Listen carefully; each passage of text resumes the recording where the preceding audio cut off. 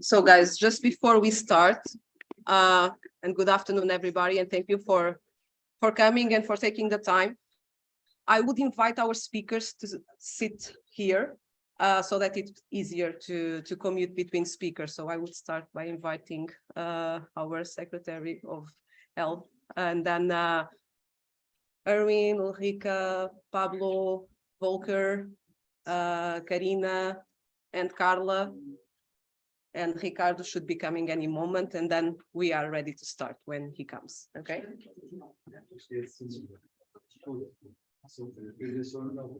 I mean...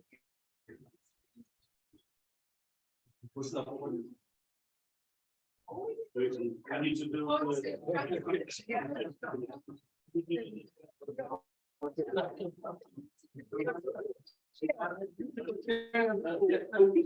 So someone will sit on the lap.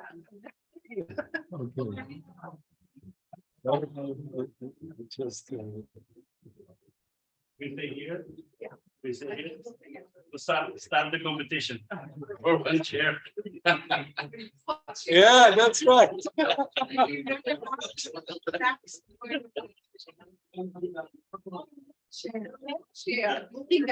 That's for Ulrike, yes.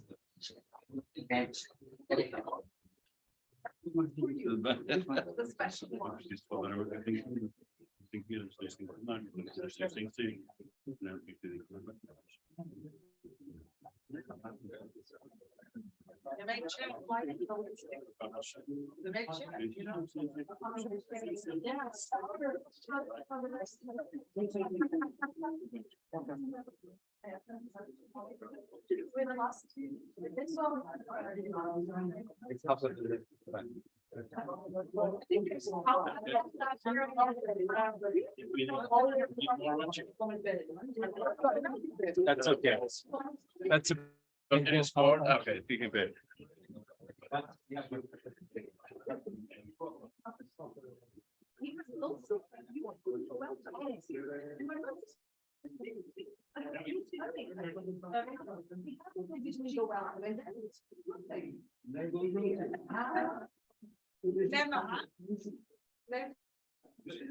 Oh, zamykamy logo.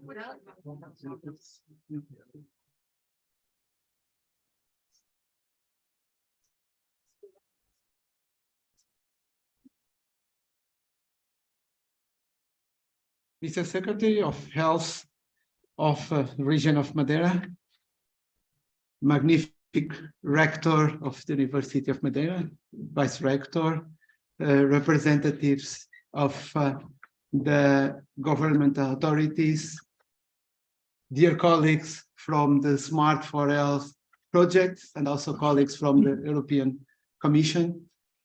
Good afternoon. It's a great pleasure to be here this afternoon after more than 4 years to address the major results that we did in the Smart4Health project that had as one of the main pilots here in Portugal, in the Madeira Island. Actually, this project was a major challenge.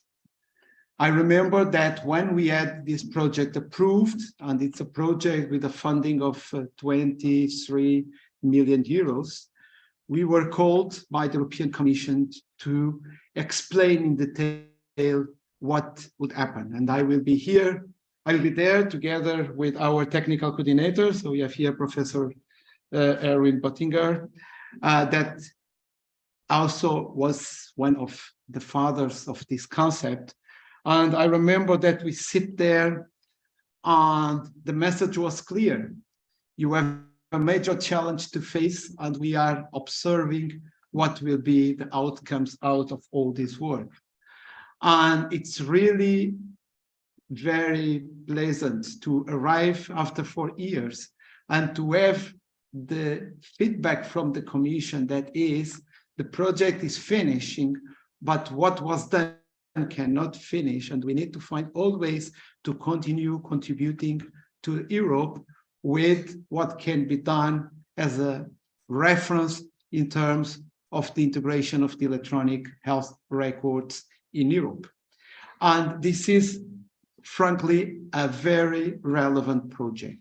And this also happened because we had a clear support from the Madeira region through its government, and in name of the Secretary of Health, this was really relevant because without this commitment, it will not possible to be one region integrating the health system through the electronic health records as the first in all Europe. And this is very much recognized and appreciated. And this creates Madeira as a leader in the digital transformation in health. This was already confirmed in last October when we had here the Digital Transformation Summit. And now that we are reaching this milestone is really very important to all know about that. So thanks to all of you, and I cannot forget to address here Engineer Paula Kabaski. In that time was in the Secretary of Tourism, that was the initiator of the entrance of the government of Madeira in this project. Without these steps, this could not really happen. So my message is to say that we should be really very glad, and it's really a privilege to have this opportunity to share in Portugal and in Madeira the results that we did with the support of all these colleagues that we can have here coming from different regions of Europe that were able to develop the platform and to develop all the activities that resulted in what we are achieving now. So this is basically a word of thank you to all the players that were involved. This is the end, or we are reaching a end of one project, but of course, this is not the end of what is the vision in Europe for the digital transformation overall, not just in health, but in all the sectors. And what for me is also important is that we are capable to really work and contribute seriously with consortiums like this one that we had and achieve what are, let's say, the visions in terms of the use of digital in our society. And coming now from the pandemics where the digital was really crucial, more and more we understand what is important. There are many other challenges with projects that are just now approved, for example, that are related with the digital literacy in digital transformation.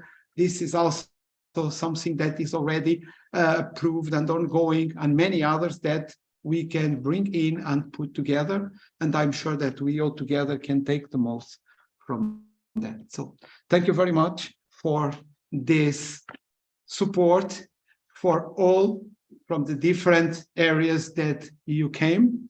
And as we are in Madeira, for all those that are here in the region, a special word of thank you. Without you, the project would not be for sure a success.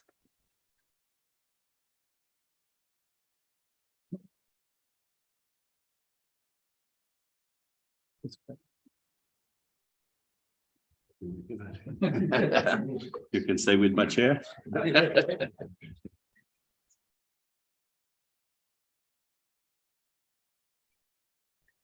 Good afternoon, everyone. Sorry for my absence on the last meal, last lunch, but I couldn't be able to go there. Magnificent Principal Silvio Fernandes of Madeira University. Thank you for receiving us in this magnificent place that Madeira already know, but our visitors, I think, is going to stay with a good impression for this auditorium that you can present to us and to our visitors. Vice Dean, Professor Elsa Fernandes, thank you very much for your presence here also. The board of Cesar Ram, Dr. Bruna Gouveia from the Health Regional Direction, Andrea Collar from the Informatica Regional Direction, Mark Lubat from the Civil Protection, Professor Andrea that runs these programs here, the Smart4Health here in Madeira, and with her team. Katia Ferreira also, that is one part of this project, Dorita, Regional Tourism Direction here in Madeira, Paulo Cabas from the President of the Ports of Madeira. So welcome again to my island. Welcome again to Madeira Digital Island. Welcome to Madeira Digital Health Island. Welcome to Madeira Digital Healthcare Island. It's a real pleasure being here with you in such an important day. More one step with one of the partnerships, the New Technology Institute and Innova and Professor Ricardo Jardim Gonçalves, that bring to us since 2019 an important investment for all of us. Smart4Health probably ends at this time in Madeira, but with the certainly that could be extended related with Smart Bear more 8 months. And that's the time to say thanks to all the team that runs in Madeira this project, Professor Andrea Pimenta and her team, Vanessa and other collaborators. Smart4Health is one of the projects that started Madeira Digital in 2019 in healthcare system. With us, we have several entities, European entities. The Uninova, New Technology Institute, the ASO Platina Institute for Digital Engineering, the Universiteit of Wien, the Universiteit Luxembourg, the Universiteit of Aachen, the Academies Ziekenhuis Maastricht, the Hospital San Rafael in Italy, the ICANN School of Medicine at Mount Sinai, the Stiftung LF Dorim, the Data for Life, Health Metrics, Information Technology for Translational Medicine, Knowledge Consulting from Consultoria em Gestão, Gesundheit Laboratory Virtual European, then le domaine de interoperability des enterprises, the Federation European des Associations d'Infirmières, that is, they represent here, and the European Association of Service Providers for Persons with Disabilities. We believe in digital. We believe in digital health system care. And if we have doubts, the recent award of interoperability data among 19 European countries is more one reason to believe. In fact, SESRAM, our informatics system since 1993, so we made this year 20 years of data was awarded by the SPMS, shared service of the Minister of Health in Portugal. We have right now 560,000 files, clinical files, where we kept 57.4 million data. This is a strong beginning in digital system, and now we are working in connection with the pre-hospital system, with the EMID in Madeira. So, New Technology Institute in Innova Institute is a good partner, the first one with us to start this new route in digital in Madeira. Already belongs to the digital Madeira history. Smart4Health is a project that joins the government through the health, the economy, and the tourism, and New Technology Institute in Innova with the proposal to put Madeira in front of the innovation in Europe, assuming the leadership in healthcare and well-being. The project Smart4Health, share of electronic to personalized health. It's a project of the Horizon 2020 with the objective to create a platform for the European country citizens to register, almacenate, and share data when they need in every moment. The access is very important to improve the quality of healthcare system in every country. In this project, we already integrate and articulate the platform with Atrium from Cesarham last year, 2022, with the disponibility of some data like demography, information, allergies, diagnostic situation, and file report the charge from the hospital.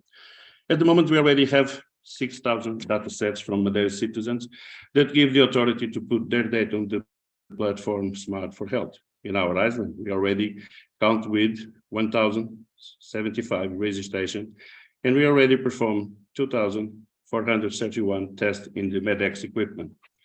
We have two equipment of the Medex in Madeira, one in the gymnasium and the other in the city of Funchal in front of the pier of Funchal.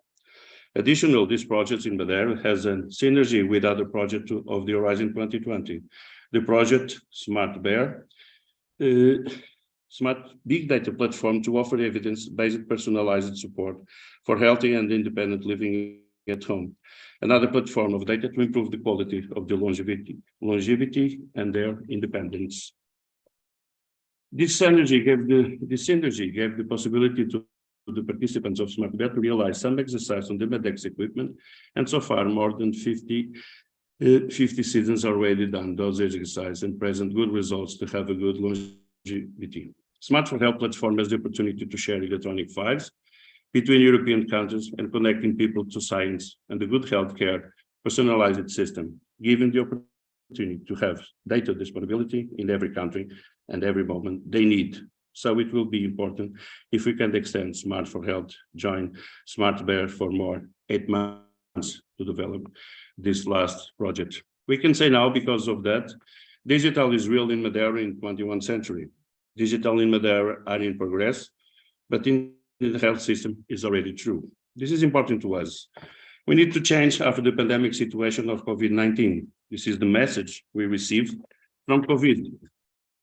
Like Globe, as you know, from North Face says, catastrophic situations are very bad situations that can hit you, but in the same time, they are an opportunity to change. And so we need to change in healthcare system to improve the access, the diagnosis, the planification, the organization, the rehabilitation, the communication, data science, artificial intelligence, augmented reality, virtual reality, extended reality, robotization. And in health, this change will be huge. We need to build new scenarios. Like the young Portuguese doctor says on their Congress, with the Greek mythology, Portugal has now the Minotaur scenario as a bad scenario with a lack of different situations, lots of problems. No doctors in the medicine departments, no problems with the organization, problems with the urgency of maternal infantile, no nursing in the emergency, no nursing in the OR, no plan, and the cost is supported by 30% by the citizens. There is no public service and lots of burnout. No motivation, increased morbidity, infection, and mortality. So we need to change to the unicorn scenario. And what is this? It's the opposite view. A strong system protecting people and articulated with others, social, private, and public system. We are in the new phase of the health system in Madeira, the period of transition to the new hospital in 2027. We already have the financial support from the Bank of Development of the European Council. $157.8 million for the Madeira side. The other will come from the Portuguese government. We are committed with people, we are committed with the foreigners, we are committed with the Madeira population. Nigel Crisp, as you know, one of the mentors of the NHS written health system, says, health starts at home. Hospital is only for repairs and sometimes for different and important repairs. We believe in digital in the future, and the future is now. Digital health in the health system of Madeira is what we are doing now. With the New Technology Institute, with another institutes and universities all over the world, we are building new bridge for the digital system here in Madeira. New clinical governance is needed, and we are building now with the new leadership in lots of service, hoping that they could be the motor of this change. Dear colleagues, you are going to start to hear about the new health system of the Atlantic Ocean. And if you don't know which is, I could tell you, you are going to hear about the Madeira Digital Atlantic Island, the Madeira Digital Atlantic Health System, Madeira Digital Atlantic Healthcare System, where we expect that the Azores and Canary Islands join us in the future. And we already have an interesting program about longevity and continued care for the older people. We need to change the paradigm of health. As you know, this year, the OMS chose the theme for the 7th of April, health for all. So we need to start talk about health and not talk about disease. Nigel Cripps says we need to guarantee the sustainability of the planet and those resilience, creating conditions for people to be healthy, preventing disease and promoting health, providing health and care service, providing the conditions in which people can be healthy and helping them to be so. What a parent does, what a good teacher does, a good school, a good community, everyone is going to be important in the future, helping create resilient, confident, capable, and healthy individuals.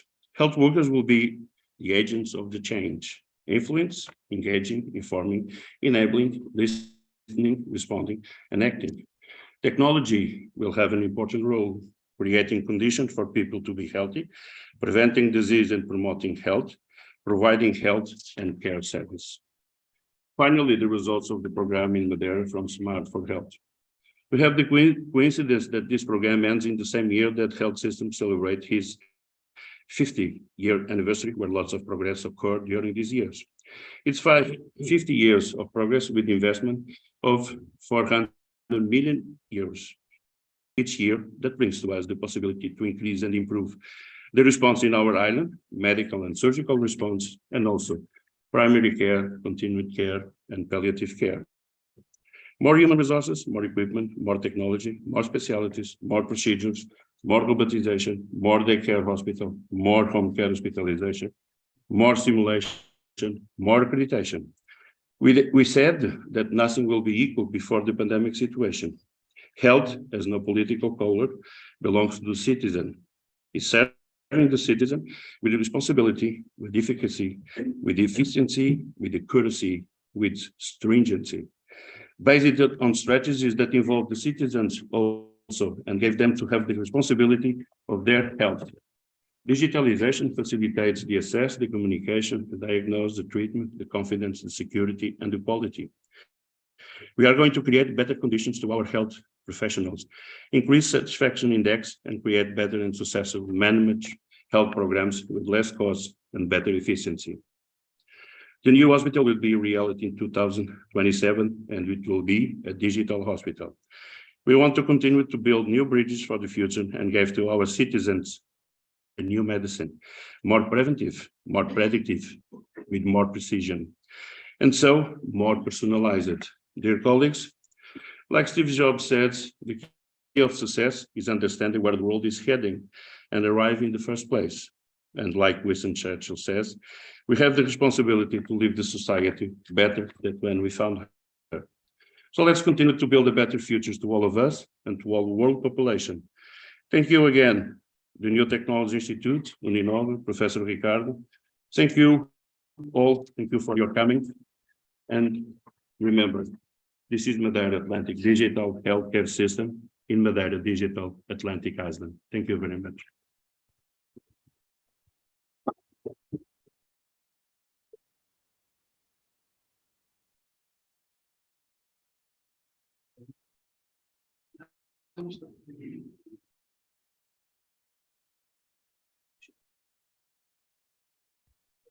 Tá.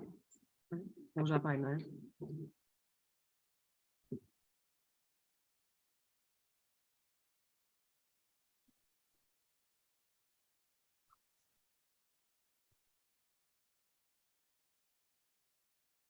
Okay, so after these words of appreciation from all of us, I will give a brief presentation of 5 minutes to highlight the purpose, the objectives, and the major outcomes of our project Smart4Health. So basically, the project aimed to develop what's called a citizen-centered EU, so European Union, electronic health record exchange for personalized health.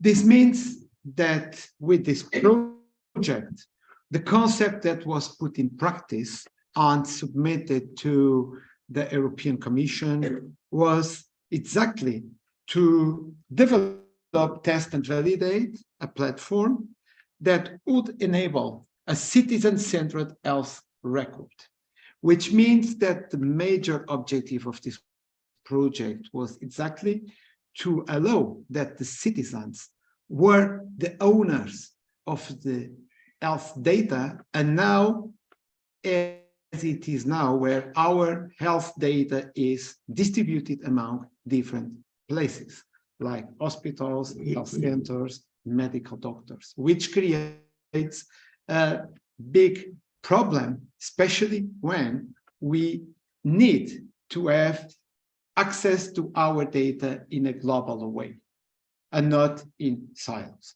So the objective of the project was exactly to demonstrate that it's possible to go for this visionary approach. So the European Commission put this visionary approach as a target, and we responded with this project. So for that, we collect a consortium of 18 partners, 18 organizations around Europe. And at the end of the project, so later, not at the end, but later in the project, there was the interest to involve another organization that was exactly Cesarem, to complement the consortium as it was. Historically, in Madeira, it was the Secretary of Tourism that was involved, because the purpose of this demonstration was also to include not just the citizens of specific regions, but also open the doors for the cross-border. And the possibility to use the tourists as also part of the pilot was the objective. What we intend to do, so with the Smart4Health, we aimed that each citizen can obtain his own personal data in health in a digital format, anywhere, anytime, when he wants. He can store and manage your health data securely and not leave the data in a third party that do this on his behalf. Also, allow them to share the health data easily to healthcare professionals or any other person that he trusts, person or system that he could trust. And also, a very important aspect is that if the citizen wants, he can give his own health data for research. And at the end, gain personalized insights in terms of his own health data.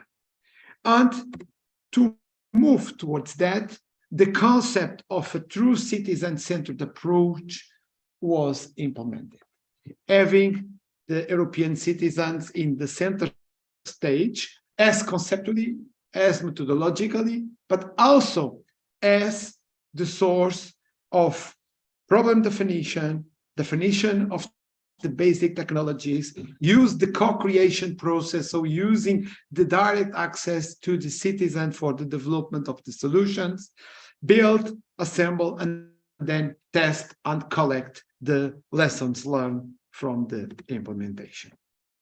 And basically, what we are talking here is about one buzzword that we all already heard, many have in mind, but what's important is that pragmatically we find solutions to achieve it. That is interoperability, interoperability based in trust, and also in a multilinguistic way.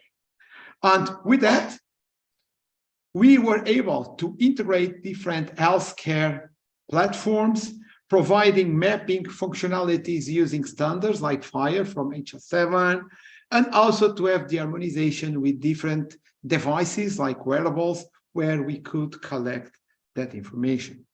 And at the end, the ultimate thing is to have focus on the international patient summary record, where each citizen can have his own data fully illustrated. In terms of the concept, the major core was a technical aspect, that is to develop a platform that supports this user or this citizen-centered approach. But then we need to demonstrate, you need to validate, you need to work close to the citizens. And for that, the project created 8 citizen use cases, what we usually call the cooks. These 8 cooks addressed different scenarios of the daily life of the citizens, from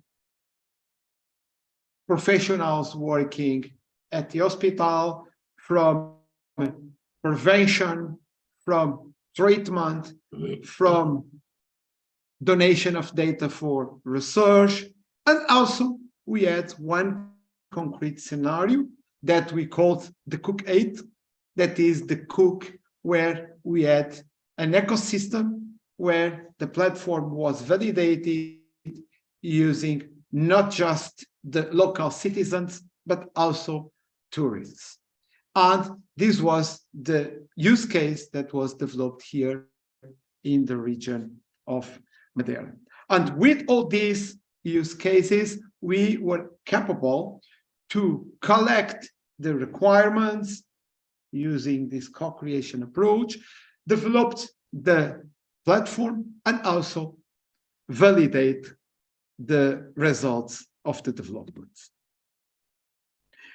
So test validation and assessment was one core. We had different devices, different situations that we worked on. But what is important is to see that this validation had 3 main pillars. One was to verify the citizen when he was in his own place at home, when he was working, and when he was traveling. So this was the 3 main pillars. And as I said, the regional health, tourist preparedness, and also focus in a specific case that was the back pain prevention, because back pain was the clinical case that was selected. Why? Because the medical doctor said that back pain is something that is some condition that or you already had, or you have, or you will have. So can cover the full spectrum of possibilities, and this was the case that was considered. And here what resulted was that the results and all the developments that were done in the Cook 8, in this use case here in the region, together with other projects that also started to be developed for the digital transition also here in the region, like the Smart Bear, for example, project that all also know very well. This initiative was created and even was established a public place in a booth that is in the center of the city of Funchal that now become a reference in Europe. And it's amazing that you go to the European Commission, you address digital transformation, and immediately came as an example, as I already heard different times. Oh, look what Madeira is doing with the Madeira Digital Health and Wellbeing Initiative. So this means that effectively the work that have been developed is creating a good reference on that.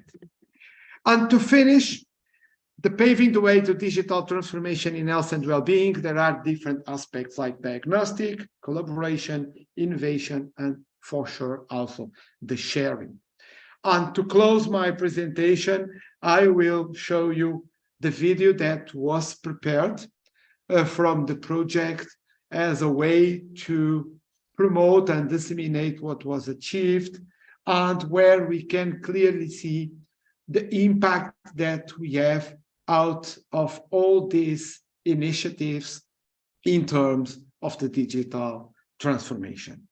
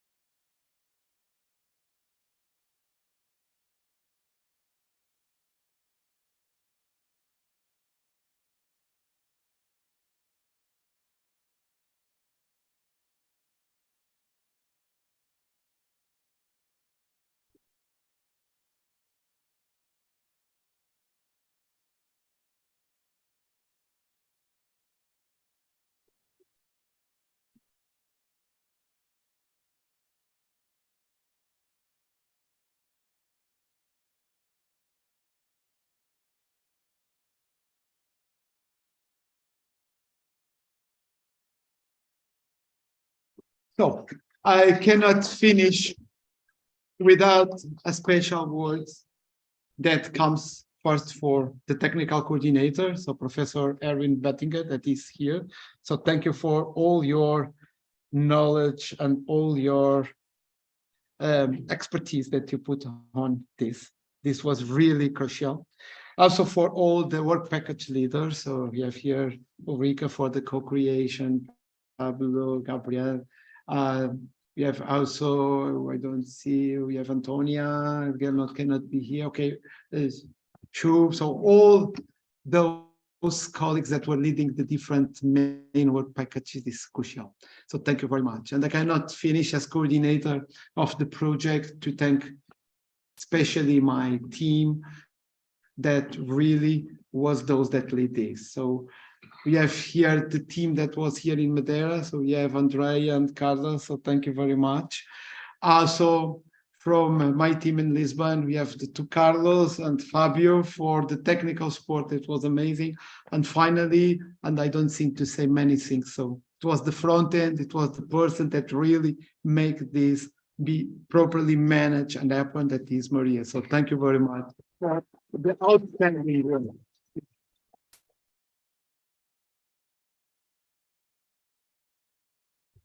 So yeah, maybe just a few words of introduction.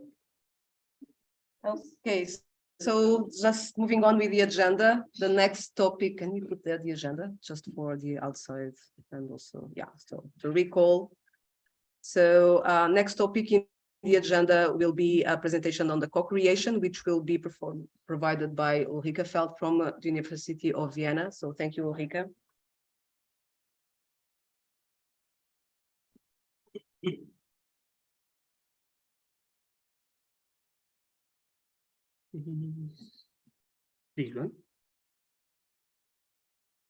Yeah, I suppose. Yeah. Okay, so good afternoon also from my side. You have heard already a lot about the project. My team and myself, we have been responsible for our work package 1, which is about the co-creation. And it's actually quite nice when you have listened to the talk that kind of outlined the idea how digital health would be realized in the context of Madeira. It was for me interesting to think about, it's a lot about the technology and how this will be rolled out, but I mean, we have to ask ourselves the question, like, where are the people in all that? Because we speak about health, but actually at the end of the day, we speak about people living in certain conditions. And I think it is important to consider that we live in a society that is not flat.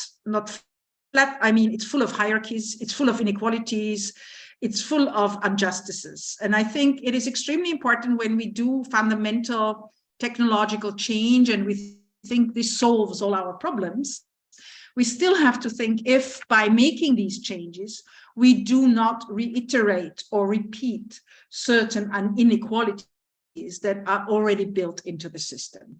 And Ricardo mentioned shortly this idea of digital literacy. This is just one of the puzzle stones in it, that if you are not digital literate, it will be extremely difficult to navigate this digital world, which is opening up, which has a lot of possibilities and chances, but which has also quite a number of limitations. Our role in the project was actually to think about what do these technological, or how would technological changes have to look like if they also fit with the people who have to live in that world. And that's where we use the notion of co-creation. And that's why I argued, why is it important and where does it take us if we take co-creation seriously? And where it takes us is to kind of think the world as something that is always coming into being. It's always changing. And bringing technology into this world means actually considering how it is reorganized around these technologies and what does that mean for who. Now, let me take you a bit more than 10 years back to the European level. And I quote here the director of EC European Research Area, who says, "You see here a very innovative plan. We need your help to define what is responsible research and innovation. After several years of research on the relation between science and society, we would like you to reflect on the future.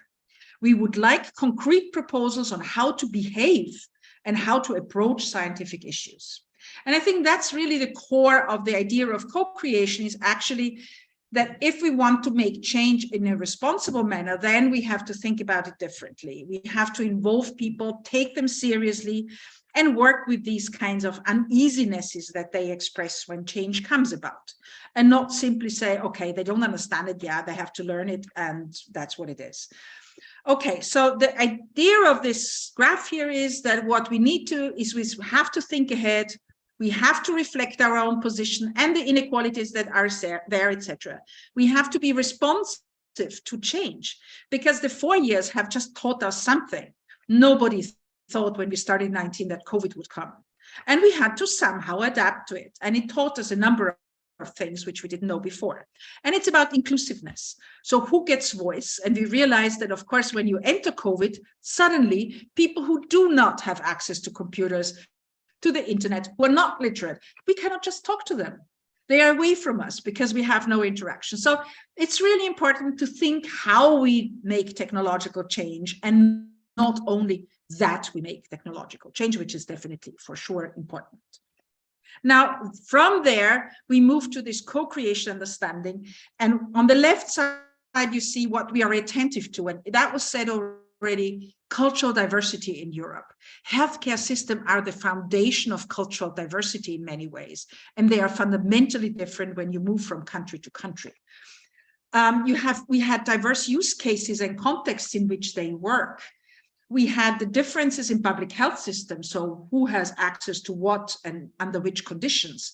We had multilinguality was a point already, that things are expressed very differently, and we have different participatory culture. That means different routines of how citizens can voice their needs and concerns, and that is also across Europe fundamentally differently. And through this co-creation, so working the social scientists, the technical people, and the use cases, plus the citizens involved, is working together in order to do what? In order at the end to have a platform that is sustainable, but not solely financially and infrastructurally, but also socially sustainable, in a sense that it is something that people actually want to use and engage with and feel at home in, etc. So it's also socially, but also the governance. So who has the power to do what with in such a system? That's something we have to think carefully about. It's empowering.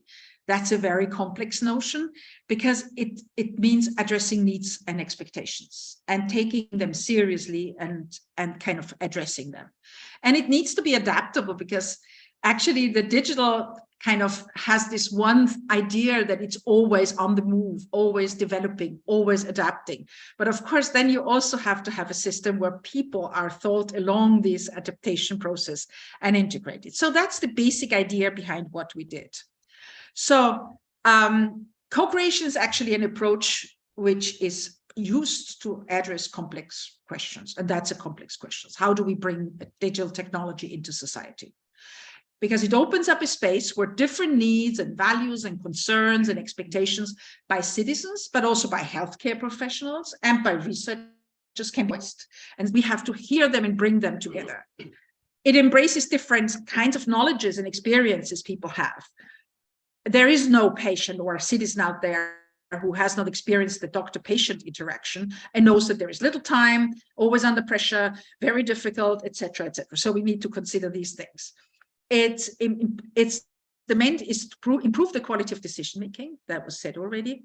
It's to allow us to address uncertainties of innovation because innovations always bring a number of things with them that are not all kind of positively impacting the environment in which they develop, not all of them. And so we have to consider which ones do what. It creates the potential for solid trust relationships because if I have the feeling that a system responds to my needs, then I have a different relationship to it. And of course, it sensitizes us to existing power relationships. And we see that when people have difficulties to express what they need, etc., we very clearly see that some are very capable to say what they need and others say, oh, I just feel very insecure. I just don't know what to do, etc. So challenges are, of course, come with such an approach. Complexity always brings challenges. It's about resources. It's about investment in people of time and time. You need to take the time to listen and take the time to transform what you heard into something that you do. You have, of course, pre-existing entrenched power relationships. So I cannot do that to my doctor. He's anyway overwhelmed already, so I'm not going down that road. Whom do we give voice in that process? Only to people who are very easily capable to do that, who feel empowered themselves to say something. Then we had the complexity of temporal alignment between designers and users. So sometimes a technological development is closed already when I say, okay, but some people would like it like that or like this, and that's not possible anymore. We have then the tension between the demands of collective development processes and a market logic that is also at work. And we have clearly seen that. And there are, of course, certain degrees of disconnection between developers and users, and in particular between who we imagine is the users and who is the real user at the end of the day. And that is something which we have in any technology. This is not specific for the digital, but it's that we have to deal with that. So that's why we realize certain processes. This is just to give you an idea that goes from defining the key features of the platform services, then going out and asking users how things, classify that, what are requirements. Then we develop kind of performance criteria. So how could we measure if that's already realized? Then, of course, we have to evaluate and prioritize because not everything somebody wants, we can do it. So this needs to be balanced and developed, and then we integrate and validate that. And this happened in so-called waves. So we had different forms of engagement. As the platform became more concrete, we could do different kinds of things with users and show them different kinds of features, etc. So from the beginning, we had mainly cards where we can draw on what they can do and have little stories. And at the end, we could show how a platform looks like and they could navigate it and try it out. We use the qualitative approach, and I want to underline why we do that, because there are different kind of logics into that. Because if a new technology comes in, like this health technology, we see an important reordering, and it's extremely important to understand how people make meaning of that. How do they understand what's happening to them? And only if we really get a good grip on that, we can do and communicate accordingly and implement things accordingly. That's why a qualitative approach is really important, to not only understand whether or not, or if they like it or they don't like it, or in a scale of 5, they say yes or a bit no. We need to know why. And only the why allows us to take action. So we established a so-called co-creation environment. So we accompanied the whole process along, always kind of talking to different sets of people, trying out different things. And we had a so-called method toolbox of all these different things, which you see at the bottom, which we used accordingly, because we went through several waves of COVID. And so not seeing people, not seeing people again. So we had everything. And more of it than we wanted. So we defined user requirements, and I wanted to give you just a little example. In the very beginning, we had these situations. So we didn't have any platform, it wasn't there, we couldn't show anything. So we said, okay, we gave them little scenarios. So like, I'm interested in making my data available. So what do I do? What does that do? And then we elicited answers by citizens, and it was kind of, they would give up. As a citizen contemplating to provide my data for research, I want to know which of my data previously uploaded into the platform are eligible or useful to anybody. I want to understand that. Or they would say, I want to know where my data will go, or I want to know when I revoke my consent, when I don't want anymore about it, what happens? So they ask these kinds of questions, and by putting them into these little situations, we kind of can extract from that so-called user requirements. These requirements we then follow in this map in a way. So we put them into the requirement space, and there the tech people pick it up and put it into the integration space. So can they solve it in a way? And of course, there are choices to be made. That's evident. You cannot turn anything into that. And then once it has been or not, we kind of assess and validate it in a sense that the user requirement has not been implemented. Why? Is it necessary? Is it still needed? Or it has been implemented, then we assess, does it work? Does it work the way people wanted it, et cetera, et cetera. And then we document that in order to have a trace of why choices were made, because that's not unimportant to know afterwards, okay, maybe we can come back and make a different kind of choice. And then we validated, we went into the validating phase in order to see the things that have been realized. Do they function sufficiently well for users? Are they still missing something? Or what would be still crucial to implement in order to make it sustainable? And here we used 4 different groups of users. First, in the use cases, as you've heard, the kind of back pain, training, et cetera, we spoke to users, to prospective users, to people who would potentially do it, but also to non-users. So people who say, no, I'm happy to talk to you, but I don't want to do that. We did a patient validation study where we also, with 2 hospitals, we spoke to citizens beyond the use cases, so to citizens that were not involved in any of our experimental sites. And then we had an accessibility test that where ESDB, one of our partners, helped us to see whether the platform fulfills the basic principle of accessibility. For that, we used what we call a digital living lab.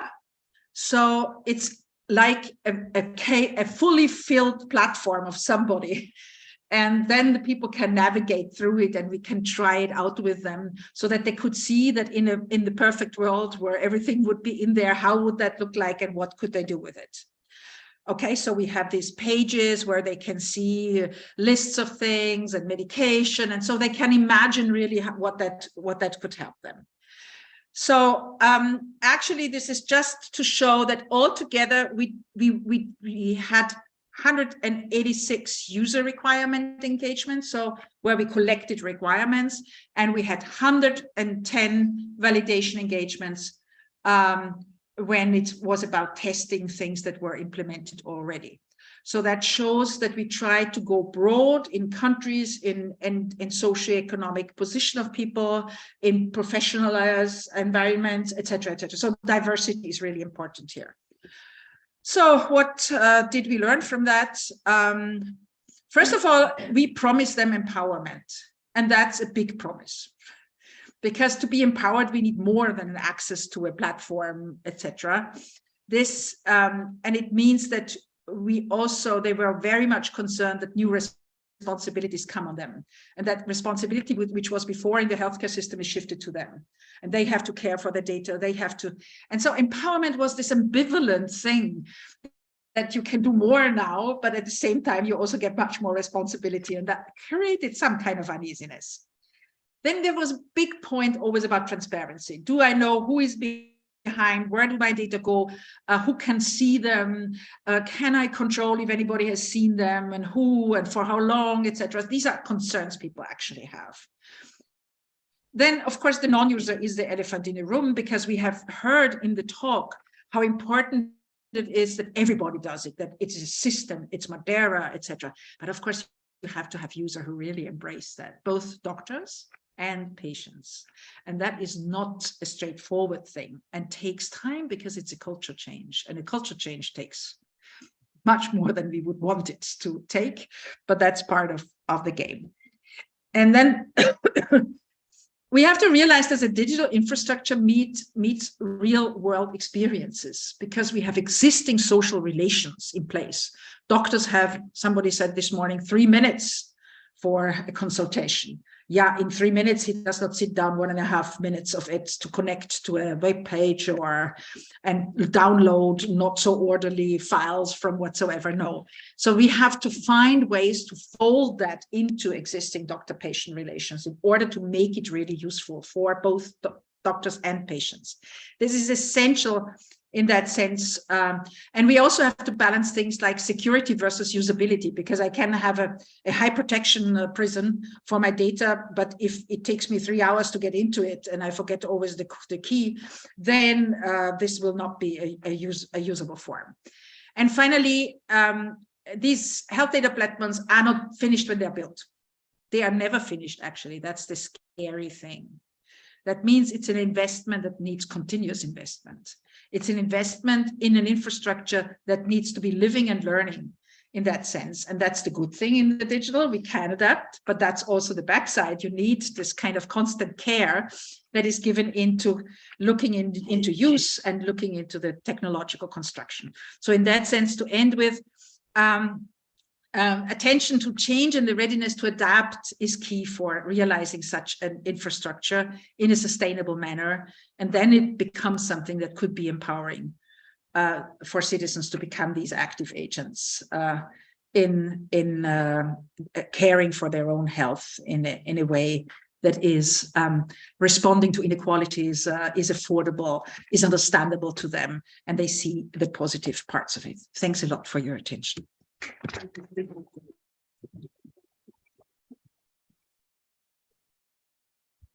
So we have some time for questions, if there are any questions from the audience.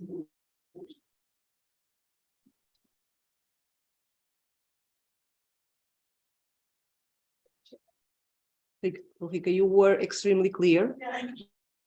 So but we have some more time to discuss in the end of the presentation. So if you are considering to have some comment or question, you can always get back to us. So, and I would invite now Pablo and Erwin. I don't know how you are going to. Okay, so Erwin first.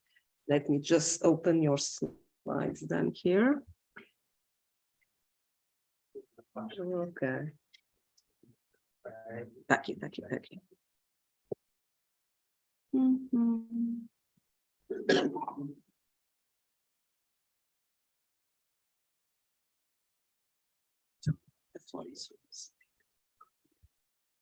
Hey, yeah, it's a pleasure to be here. Pleasure to be here in Madeira, in particular because together with Madeira and the agency of the Madeira government that maintains health information technology for the citizens of Madeira and the healthcare system, that is CESARAM, and we have a number of people from CESARAM here, we can, as a consortium, celebrate a breakthrough.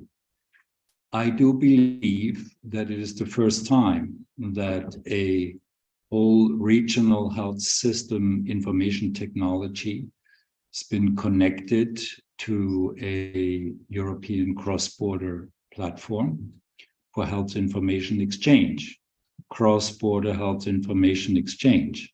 And I do understand that, in fact, citizens in Madeira are utilizing the capability of transferring data from the health information system. I think you call it Atrium, and I think we'll hear later more about the system, to a platform where with an app on their smartphone, they can execute a great deal of control over their health data.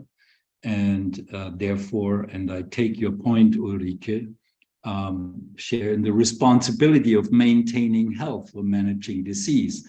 And that can be viewed from the user's perspective as a bit daring, and that needs to be addressed, of course, but nevertheless, what it also does is to ready Madeira and the health system in Madeira, the digital health system in Madeira, for what I think is upon us in short order, and that is technologies that are not traditional healthcare technologies, solutions that are not coming from traditional medicine, and certainly support that does not come from a doctor or from a nurse, but is to be applied together with doctors or nurses in the system. And I'm speaking of artificial intelligence. It's coming.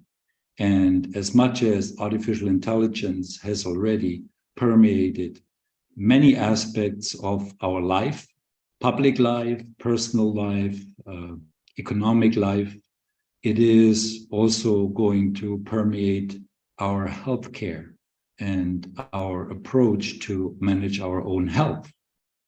And let me therefore go to a brief survey of the audience here. And that is, do you think that today artificial intelligence is in a production system that can establish a diagnosis in a pathological specimen without a pathologist? Yes or no? No's, hands up. Yes, hands up.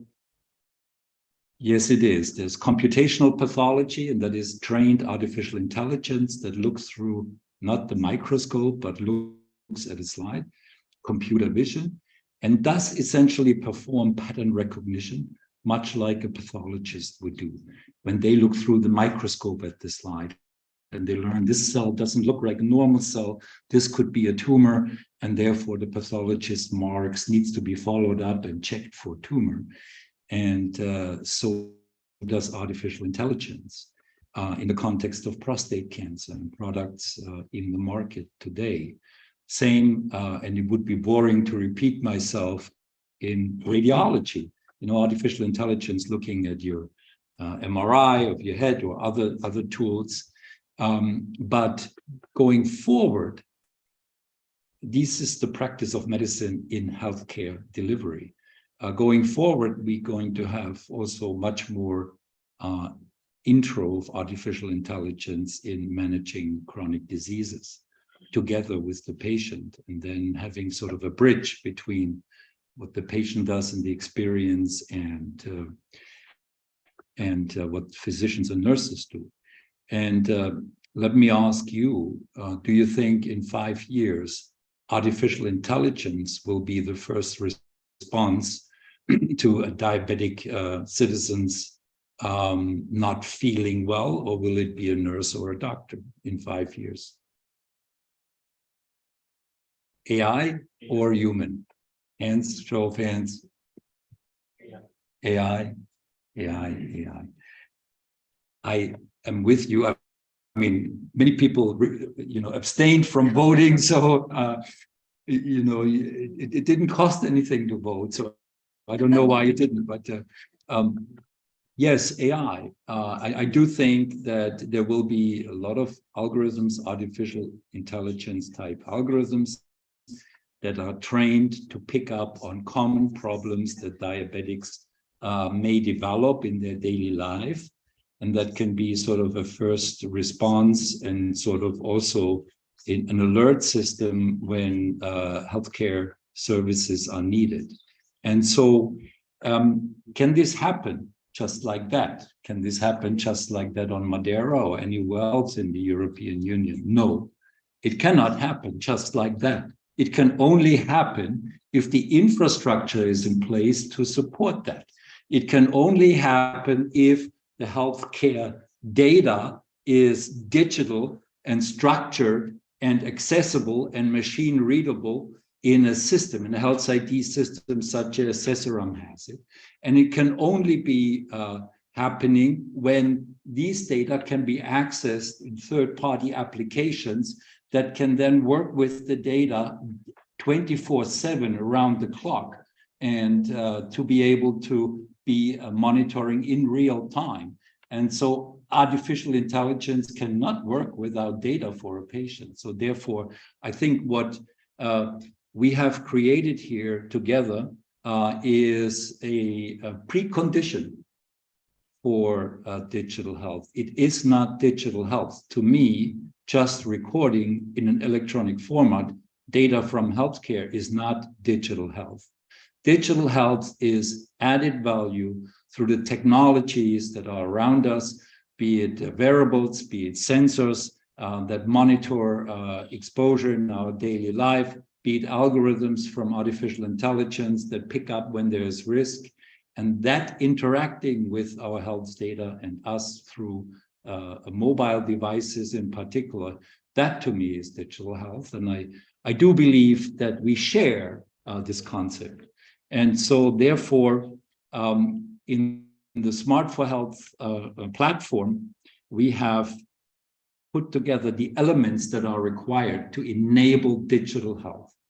And I do believe that with the connection of Cesaram Health IT to the platform, Madeira indeed has a forerunner role in the digital transformation of health in the EU.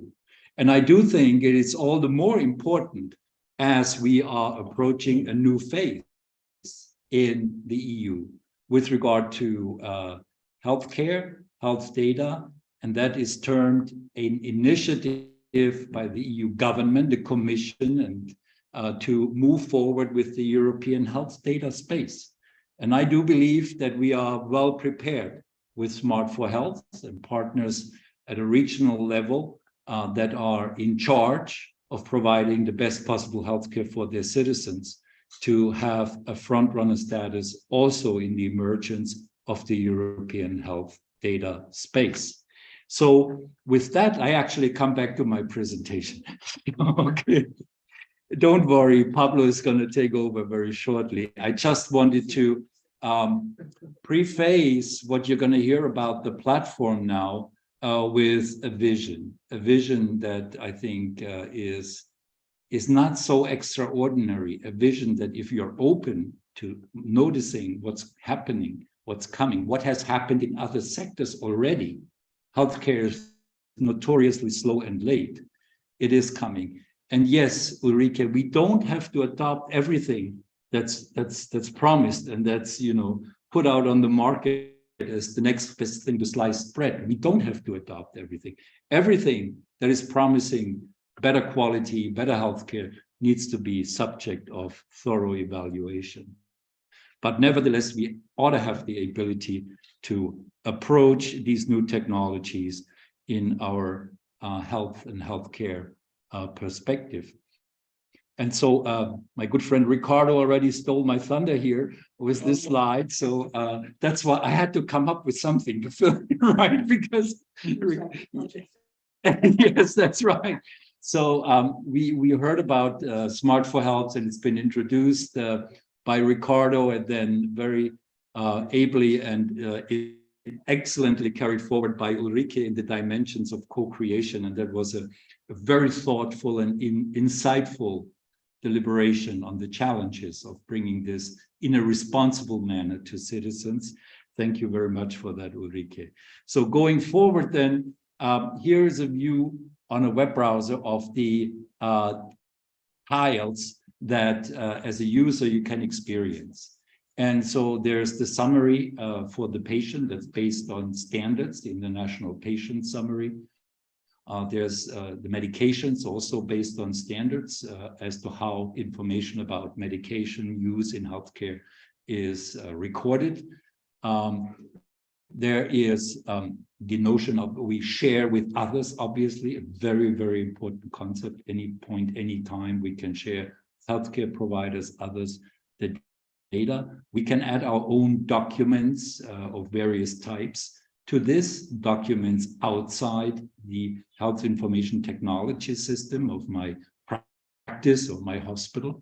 And we can donate the data to research if I feel inclined to support the advancement of knowledge for better health.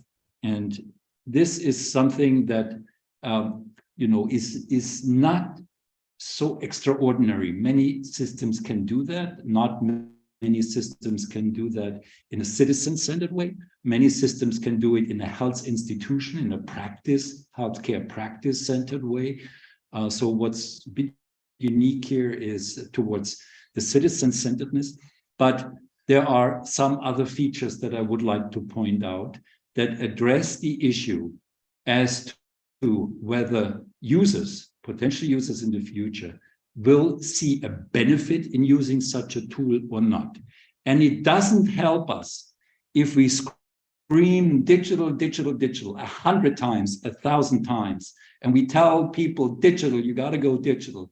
If the individual does not perceive a sustained benefit from looking at the app repeatedly during their busy day, and from having the perception that they get information that is valuable to them, then we will not succeed in promoting digital to those users.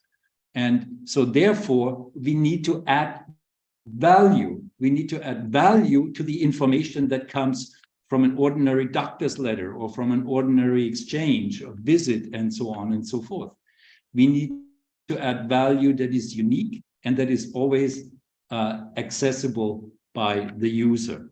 And to that extent, certainly one in the EU perspective, one added value is that we have built in electronic translation, so that in particular in the border regions and the regions where tourism and travel is important, this is a feature that you do not have in another system, where in real time the information can be translated by an engine, by an intelligent engine.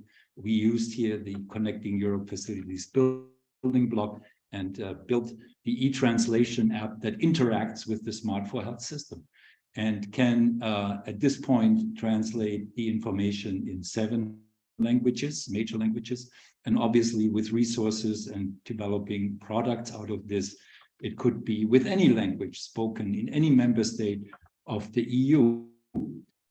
We already mentioned that the user can share their health data with research. That's something that is obviously very important and keen going forward and very heavily promoted by European Commission in the EU, but also the member states, that we generate new knowledge out of the data that is generated in healthcare. And so we have gone through great lengths to be compliant with GDPR and with regulatory requirements with regard to allowing yet an relatively easily executable way for a citizen to share their data in a secure manner with research. It is certainly a benefit if you have an X-ray or a radiologic exam or a tissue diagnosis and you have a picture, to have this on your smartphone in your pocket and be able to show it when you get another one and the doctor then says, too bad I don't have on my record the same study of 3 years ago. That would be very helpful because then I could see whether there has been a change and what change. And so you can now show them the study of 3 years ago and say, look here, doctor, here's the study, the same study of 3 years ago. So these are added values for users, I think, that are hard to argue that they would not be perceived as added value.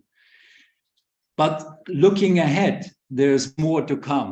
There is our genome being unlocked with technologies that become very affordable and where information can be gleaned that supports decision-making, such as, is a medication the right medication for me?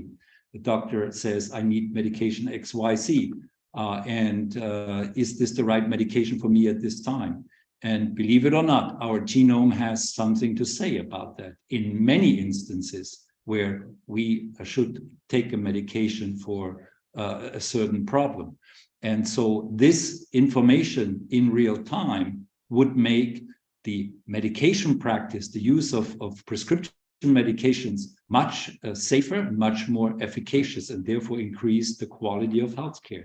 I want to get a benefit if I take a medication. I don't want to take a medication and pay for it if I don't get a benefit. So this will enhance the chance that you get the right medication. I'm speaking of digital support for medication efficacy and safety. That's an app that we developed as part of Smart4Health's personalized health services dimension, and that is already integrated with the Smart4Health platform.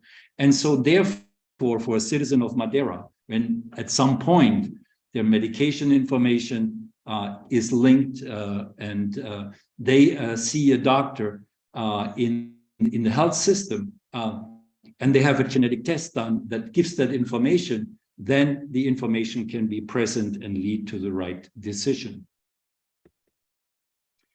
I want to point out that this technology, these technologies and the processes and procedures in place don't just happen in isolated space. I think there's always a regulated space, in particular in healthcare, and standards need to be fulfilled, and one needs to know where one can have a competitive edge.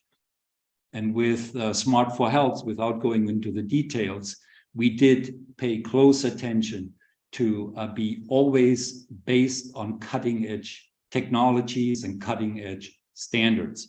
And so in all dimensions of implementing Smart4Health, we are cutting edge. It is important because new technologies come and they work only with the latest version of health information exchange formats. And it's important that you are cutting edge and that you are secure also with the emerging overall digital single market in the EU, where all processes of public life administration and so on can be added. So I get a sign that I have 2 more hours. And so I, sorry that, and with that, I want to stop. I mentioned the European Health Data Space, which is coming, regulation for the EU that is supposed to be binding for member states, including Portugal and others. And with that, I close and thank Ricardo and the Uninova team and Maria Marques for doing a remarkable job in running this. Thank all partners in the process. And I hope I didn't take too much time from Pablo. Okay, then it's fine. Okay, thank you then. Then I'm relieved. Okay. Thank you to all the partners. And I think we have 1 minute for one question, if there is any. If not, we can continue. I propose you can see the slides. I can, but it's already we can sit. I will get back to you, then I will be expecting to, and then I will have my. Yes, sure. So I would like to It's better to sit. okay, pass it on to Pablo Guerrero from Data for Life, who is one of our 2 main technology partners in the development of the platform. And Pablo will tell you more about the specifics of the platform, and certainly without their effort, this would not have been possible. And I also want to point out Gabriel Siegler-Schmidt from Health Metrics, and HPI, we've been grinding out weekly the development of the tools and platforms and services. And so I pass it on to Pablo. Thanks, everyone.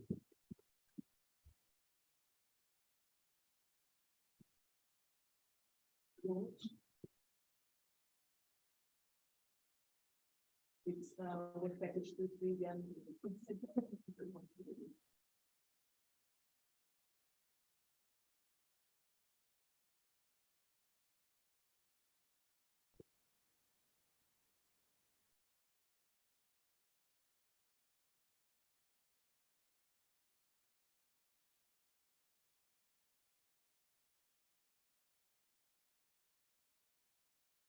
Yeah, thanks. Good afternoon also from my side. Pablo Guerrero is my name.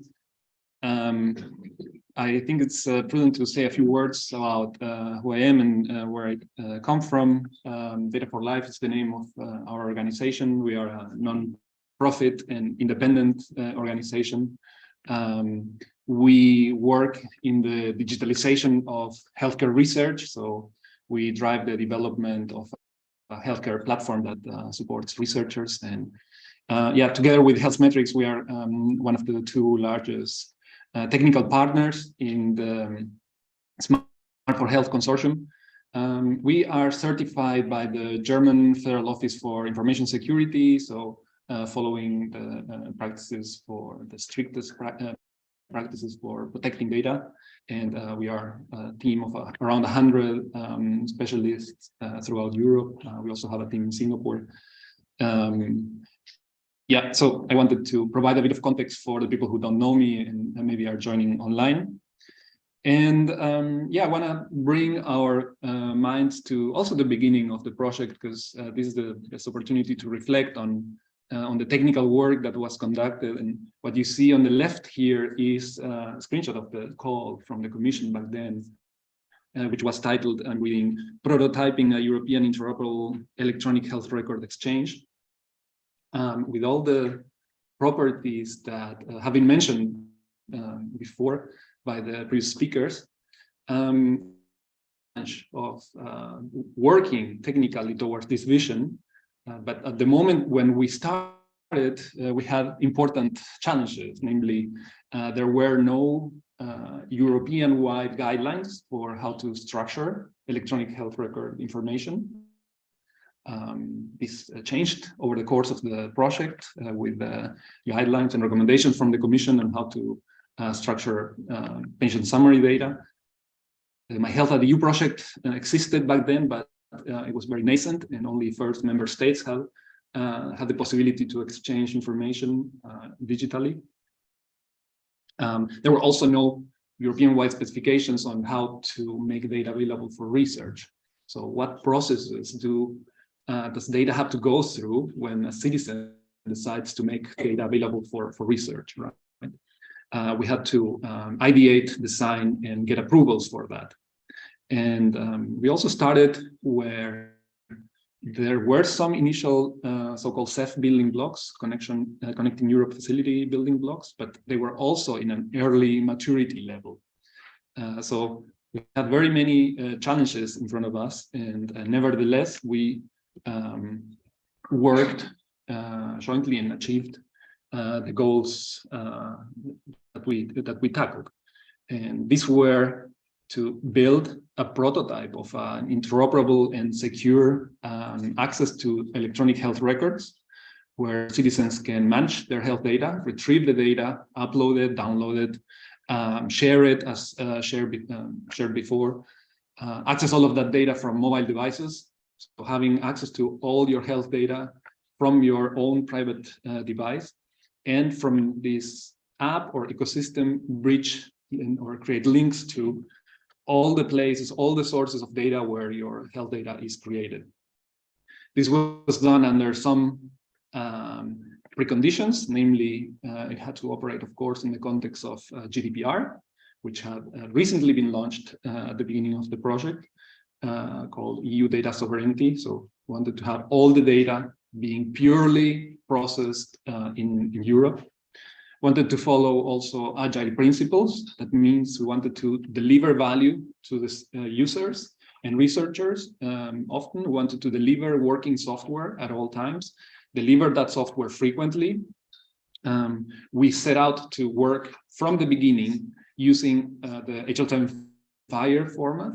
So having FHIR as a native data format for exchange of information. And we wanted also to ensure that everything that is built is shared back with the community. So all the assets, all the components should be reused. And right, as I said, we managed to create and implement this big vision of a system. In our contribution was focused on the so-called 4Health platform. That includes the citizen-facing platform where the citizens can store their data encrypted end-to-end. So having the highest level of data protection. And at the same time, what you see on the right, the research platform. So a place for researchers to work on pseudonymized data donated by citizens and giving them the possibility to analyze further data, advance the state of the art, and create insights that can be sent back to the citizens.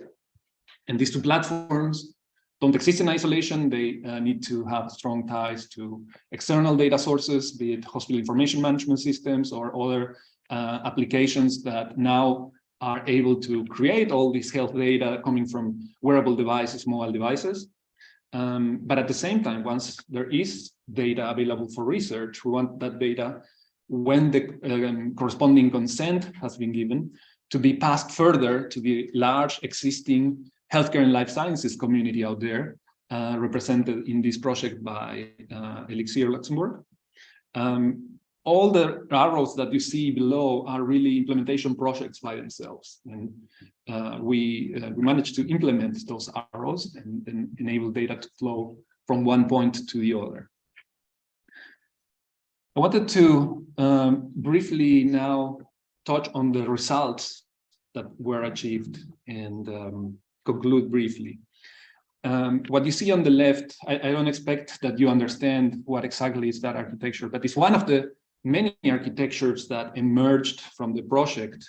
And these architectures are not just to fulfill requirements from citizen use cases. They are able to provide a running system that is operational, that is scalable to a much larger amount of users when the system grows. And in this case, what you see is the architecture of the infrastructure that was put together and designed and implemented for hosting the different platforms. But also by understanding how the operation of the system has to be performed efficiently, we were able to learn further insights of such a system. So what you see here in this diagram is the level of utilization throughout the day. So you see the 24 hours, and you can see at the left side of that plot that during the night hours, of course, there's very little utilization of the system, luckily, but at around 11, there's the peak, and that's a 10 times 10x difference, which is very interesting for us. By the way, this is data aggregated from the 2 years of operation of the system, where many users have interacted with the system. Such information gives us insights on how we have to dimension the system. What capacity do we need to plan for the system to work correctly? And this is key because it enables us to show that the system in the way that it's designed can serve the load of a near productive scenario. Further insight, for instance, is the pattern with which new users came into the system, which is what you see in this other diagram. So ever since the system went live at the beginning of February of 2021 until today, the different colors are the different citizen use cases, not further relevant here, but it's interesting to see that over 4,000 users in the course of the project have been exposed to the system and have been having the chance to understand what does it mean to get in contact with my health data, what does it mean to have at my fingertips the possibility to share that data with others, What exact actions the users did exceeds now the goal of this presentation, but it shows something unprecedented for Europe, showing in different member states, in different contexts, in different situations, how the citizens can come in contact with their data.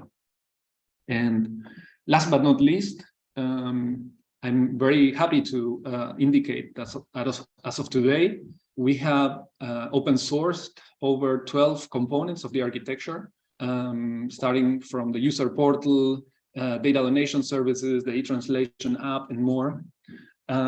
These are all components that are available under a very permissive license, the MIT license. It's available right now in GitHub. So if you go to github.com/smart4health, you can find all those repositories, clone them, try them out. And some statistics for engineers or nerds. Yeah, we're very proud to have contributed more than 2,500 files in the different projects. And as Erwin was saying, cutting edge technologies. So we are really closing the project very proud of the contribution we have made and what has been made possible for the project. And yeah, with that, I close my presentation. Thanks for your attention.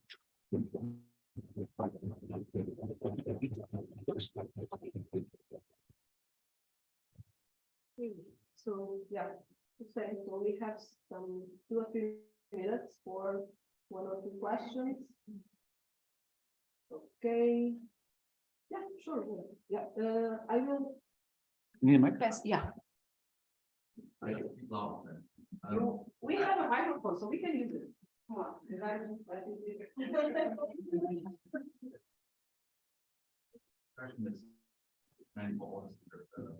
it working?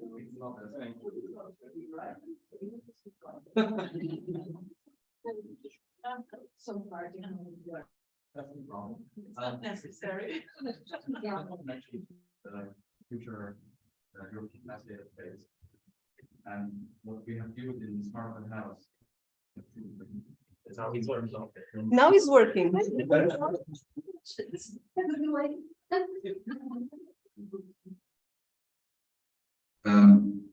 Related to what we have built in this project, we allow the citizens to opt in their data for innovation and research. But my understanding of the EGS is more opt-out, because the holders of the data are public agencies, but they're obligated to provide data for research. So there's a question to maybe all the speakers, how we balance these two in your view, and which one you think will be the future? So who wants to? So Rika, do you want to? I mean, this is still in negotiation, and I think this will be a question that is actually very important for member states who will have to be discussing in the parliament also about what kind of how obvious. I mean, we have other solutions in the healthcare sector, like in organ transplantation. A lot of countries have an opt-out solution, etc. But the question will be like, when are you informed, and how does that work for minors? And there's huge questions of that kind, like where are my rights as a citizen? Out of what can I opt out? Because that, I mean, if that is coupled with healthcare provision, you can be just forced to be opt-in. So there will be a lot of questions, and I know that there is in the consultation there have been already a lot of topics up, because of course, if you have forced opt-in and you need to opt out, we also know that a lot of people just don't care and they just stay where they are. The question will be, as we have with the other scandals, data scandals, the trust can be going down the drain if something happens in nature. So we have to really carefully balance. That's not intermediate. I mean, I think it's more a bit of it, because don't forget, for the European Commission, this is all market. It's not about the citizen. It's not about our health. It's because we're expensive. We're getting older, we live longer, we are more expensive, and that's the concern. It's not the concern of my well-being or something like that. So these are all market logics. So the digital data space is, the health is only a little part of it. They've got the data market where they can extract as much as they want. So I think health is a sensible, culturally very sensitive topic, and I think we just need to frame that. discuss it. I mean, I'm not saying the one or the other, I'm just saying we need to really get them balancing.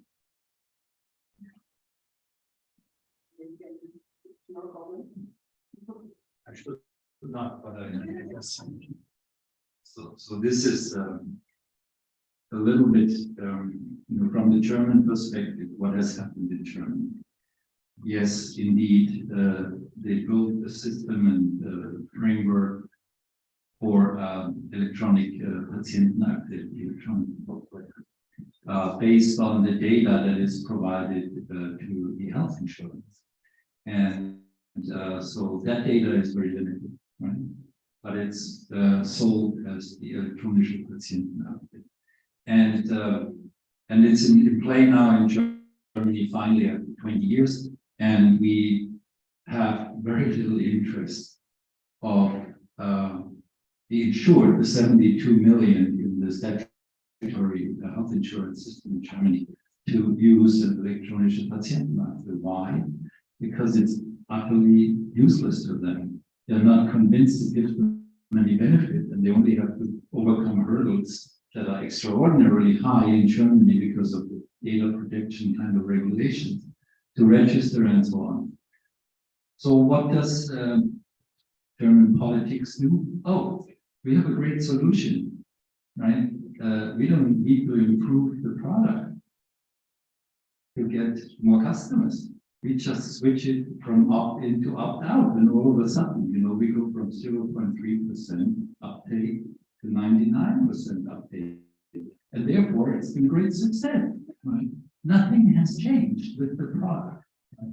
I do believe for a meaningful product, for digital health, the way I put forward the vision in front of you, this has to be opt-in. I think there's no way that this must be an active process of the user to feel that they get something, they want to use it, and they want to use it to their best advantage because they perceive value.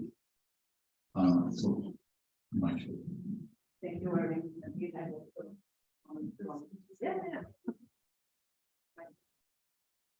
Sorry, just a comment from a legal perspective. It's because of working with the European Commission on this legal matter. So if we're saying that health usually is behind on everything, wait for the law, because the law is always the last one.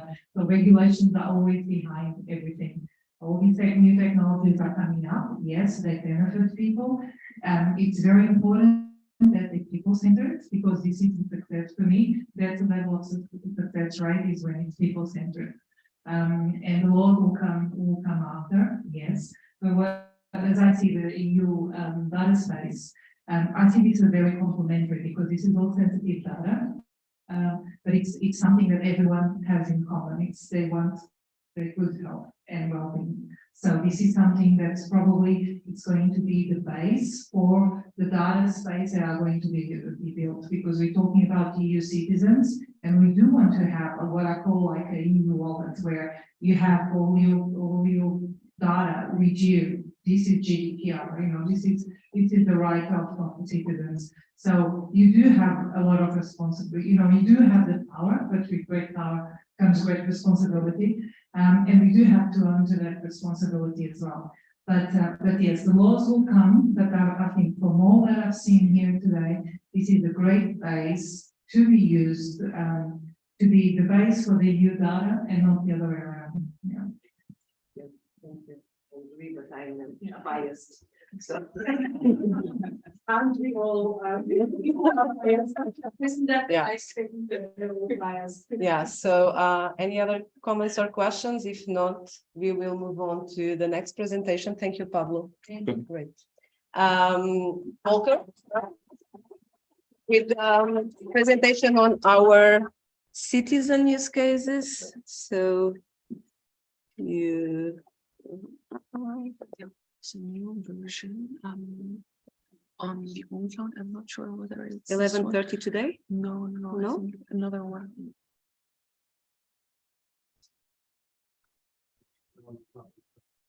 Isto não está no OneCloud?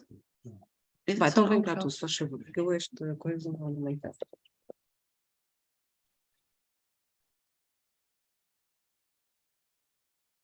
which is this one? An hour ago.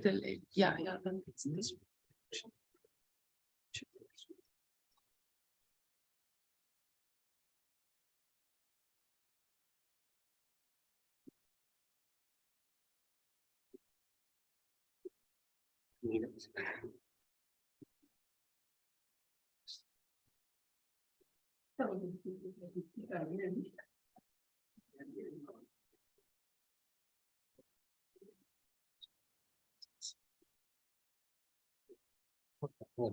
Yes.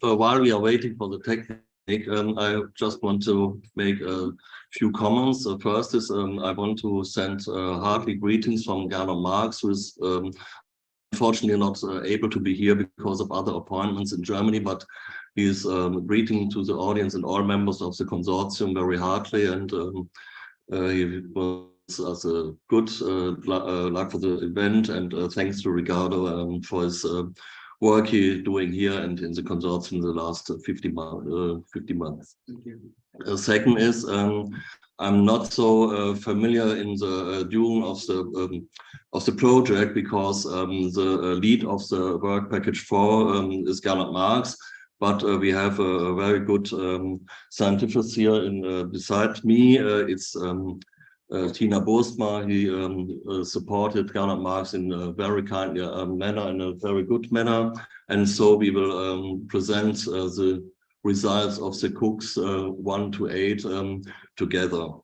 And finally, while we are waiting for the technique, I'm thankful for the technique, because first when I heard the words of Erwin Böttinger about the vision of digital medicine and solution and artificial intelligence and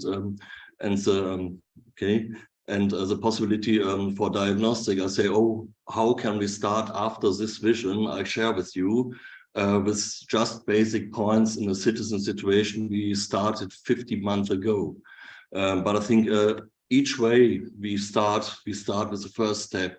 And so it was 50 months ago, we were thinking about situation of citizens who can use such digital solutions. And what we now want to show is what was the intention 50 months ago and what is the result today here in this event. So first I want to give the word to Tina. Or yes, thanks for your welcoming and warm words. We will start with the agenda for today. So we have an overview of the citizen use cases, which are cooks 1 to 8, and we also want to highlight the task 4.9. Okay, there were 8 citizen use cases we shared at the beginning of the project. They're covering several fields. For example, it was the testing of the infrastructure. I think this is covered by use case 1 and 2. We will introduce to you our collection of citizen-generated health data. How can we collect them? How can we work with them? And finally, especially the consideration citizen population is the situation here on Madeira, but I think this is more a part you present in afterwards. So we can start with Cook 1. This is a use case led by our partner from America or the United States, namely the Mount Sinai Hospital. And actually the objective was to test the Smart4Health platform, as you learned, with the injection of a large number of de-identified data sets coming from the EHR and directly being ingested into the Smart4Health platform. And what was actually done is that there was a transfer of 8 million records, as you can see here on the right. There was a usage of the OMOP EHR data to inform the research cases. This will be told by Wei after it. There was an OMOP data coordination, which enhanced the backend platform development. And furthermore, there was focus on the research platform strategy, as you just heard from Irvin and also from Pablo, to develop real-time use cases. And last but not least, there was a benchmark process of the research platform using, as I said, the ISMMS data. Okay. In use case 2, it was a part of a patient summary, medication plan, and full hospital case. But this use case, the lead was the university hospital, and participant was the university hospital in Maastricht and the clinic in Milano. The duration was at the beginning of the project up to now, and the objective was to test the Smart Health platform with the injection of mock-up data sets and the electronic health records patient files from the Netherlands and from the Italian part. Provide feedback for platform development using a citizen-centered approach. There are citizen health data platform you see. There was mock-up data from the university hospital, IPS data or hospital fit data from Maastricht, and his IP based on IPS data from the hospital in Milano. And at the end, we were able to transform more than 30,000 data sets from Aachen.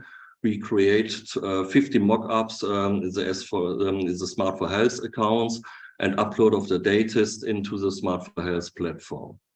And from Italian side, the connectors installed and successfully tested using a mock-up user.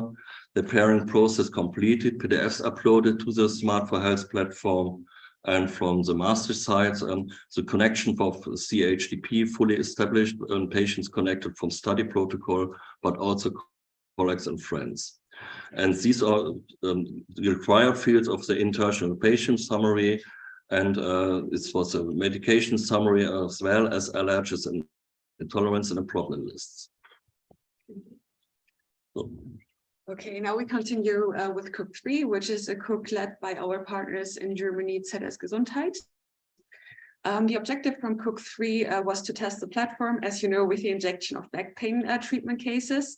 The target group were citizens who suffered from lower back pain, and patients involved from the Elise Gallery performed an 80-week MEDEX therapy, and this health data generated from this MEDEX therapy was then collected and uploaded into the Smart4Health platform, and the target number of cases was 1,000. So what was done by our colleagues? There was a software generated, namely the Health Monitor and also the Health Gateway with a GamioPhysio. The user manual for these softwares was created. The physiotherapists were trained to use these softwares. There was a setup of a cervical extension machine and a lumbar extension machine. And all in all, more than 250 participants were included. 17 orthopedists have participated so far, and a total number of data sets of roughly 1,400 was generated within this cook. In Cook 4, there was a back pain and musculoskeletal prevention in our aspect. Lead was this Gesundheit in Germany, and participant are Uninova, ITTM. And the objective was the test the Smart4Health platform with the injection of the back pain prevention cases. The target group are citizens at work who wanted to prevent back pain, and participants perform at 18 weeks MEDEX therapy and strengthen their lower back muscles.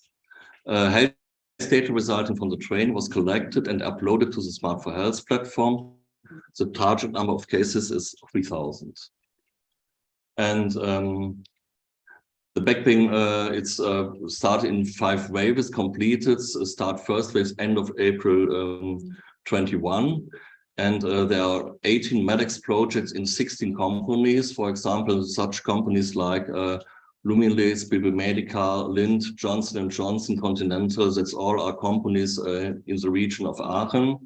In total, there were 2,164 participants, and the total number of data sets which was generated and uploaded is 23,427. Okay, now we continue with Cook 5, which is a cook led by our partner or the project coordinator Uninova. The objective from Cook 5 was to test the platform again with the injection of back pain prevention cases in the occupational scheme. And the target group were citizens at work who wanted to prevent back pain at Minho and Galicia region. I don't know if I pronounce it correctly, but also the participant performed an 18-week MEDEX therapy or training to strengthen their lower back muscles and monitor posture and physical activity via wearables. The health data, again, resulting from this training, but also from the sensors, was then collected and uploaded to the Smart4Health platform with a target number of 1,000. So the results, 3 waves were fully completed. The multi-business park was in continuity mode in Lisbon area included as well as an extension. 6 institutions were engaged, more than 800 registrations were done, and roughly 5,000 data sets were generated. And last but not least, 3 health days were performed, which you can see here on the right. Cook 6 has a caregiver's workplace in its focus and backpain prevention there. Lead was SHV from Luxembourg, and the participants are Cetis Gesundheit, ITTM, and Uninova.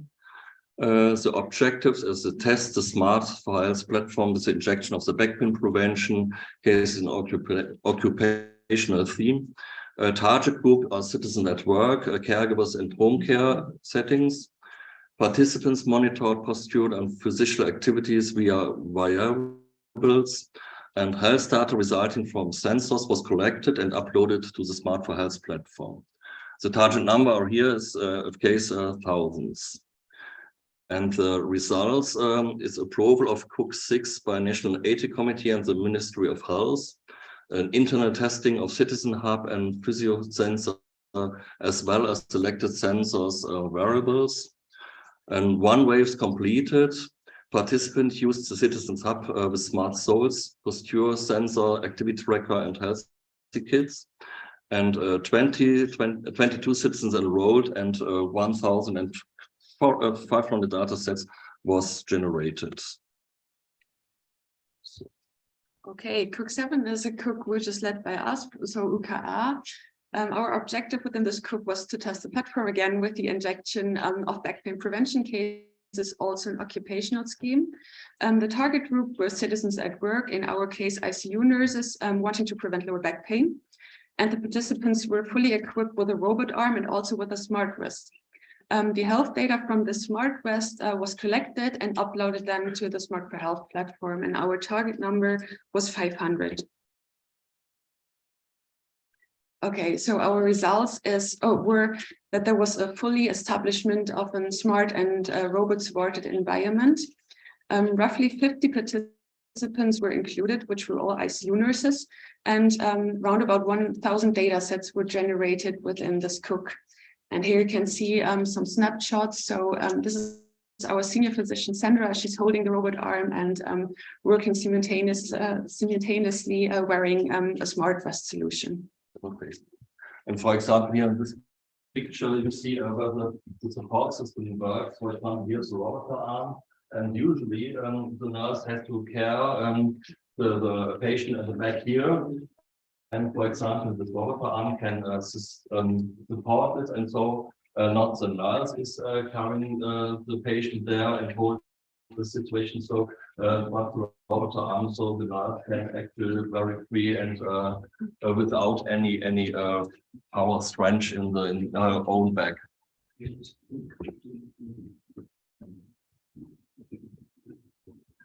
Okay, finally, the last cook was the respect of regional health, service preparedness, back pain prevention.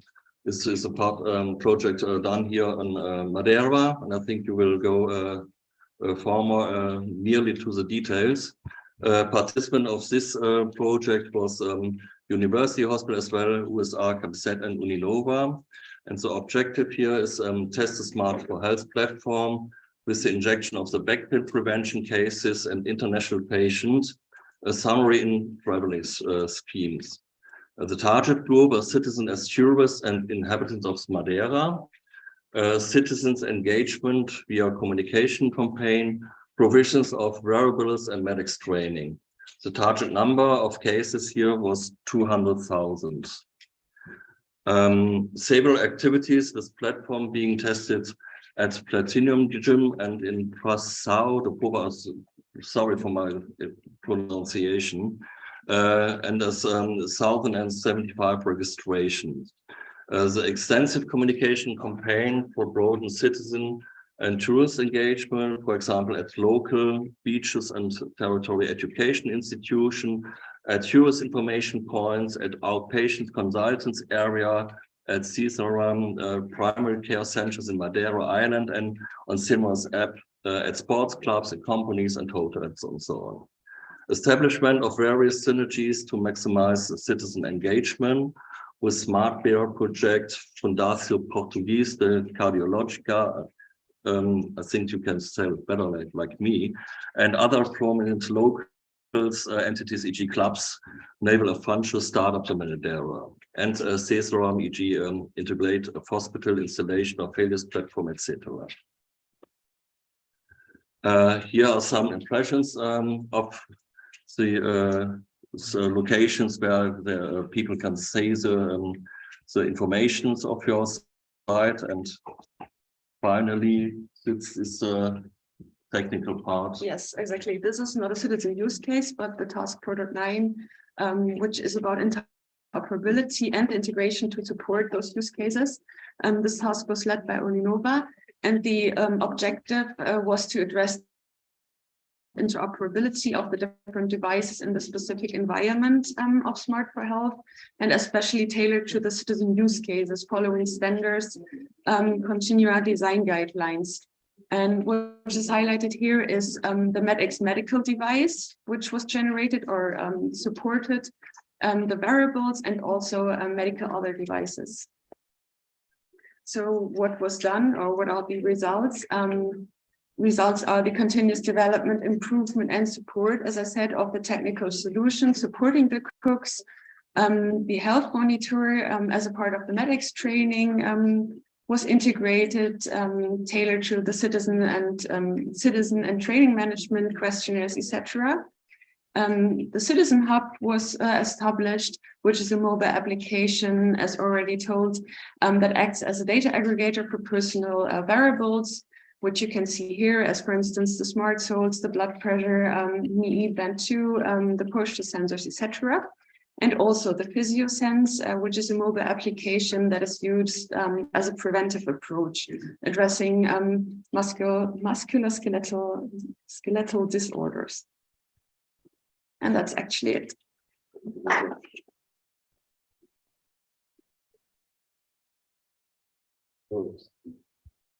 Coffee break is back. Yeah, but I don't know. So it's a bit of a rain outside. Any questions or comments? We will hear more about what was done in Madeira after the coffee break by Carla and Karina. And I'm sure that you will see that this was, of course, just a glimpse of the information, and we will dive into the details. So now I have a little bit of a struggle. I don't know if we have conditions to go outside and have the coffee break, or Sounds not like coffee break outside. yeah, because Shower break.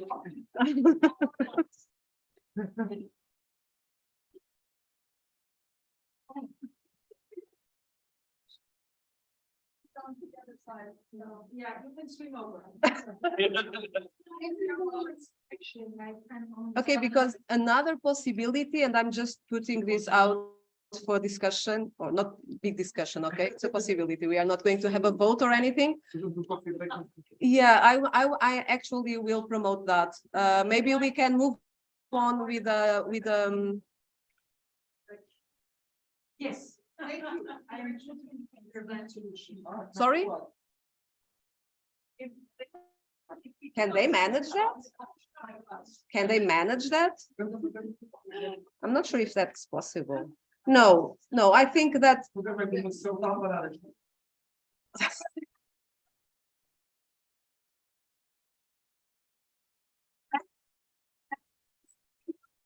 okay, let's have the break.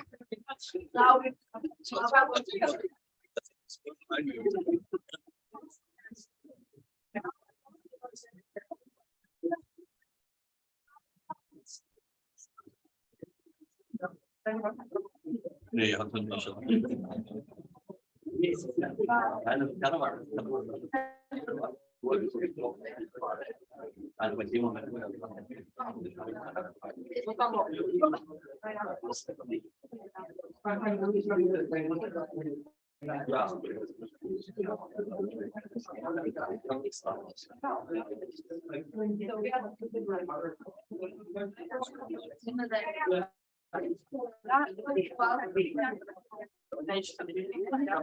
Ich habe eine Regel bei letzte Woche. Ich sag, ja, eine Regel im Jobgeld hast du ja noch nicht.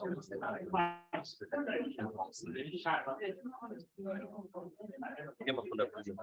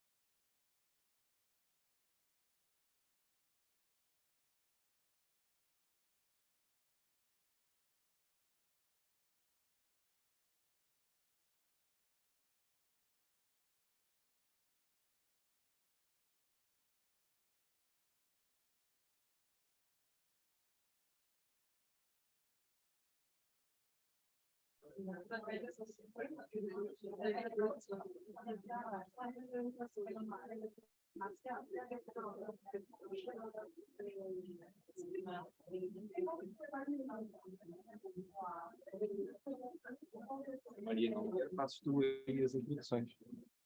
Não, isso não vem não.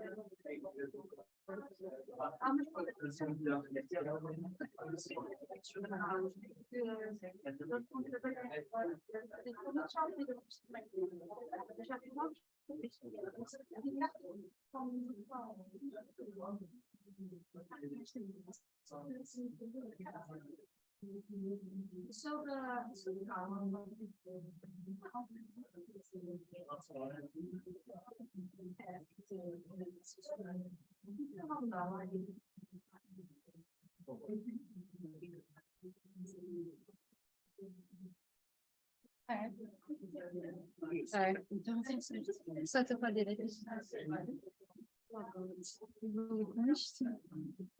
Vai dar certo. Tá feio.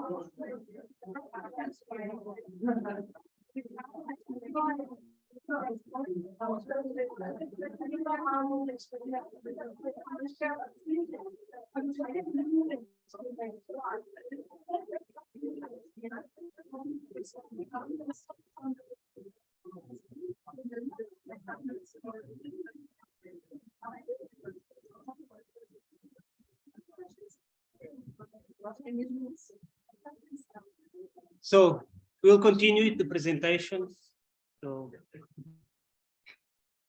now you'll see the specific case of the citizen use case 8 in Madeira, okay, with the Carla and the Karina. Carla will start. So Carla.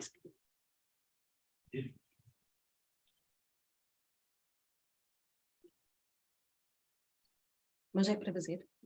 Ok, tá bem.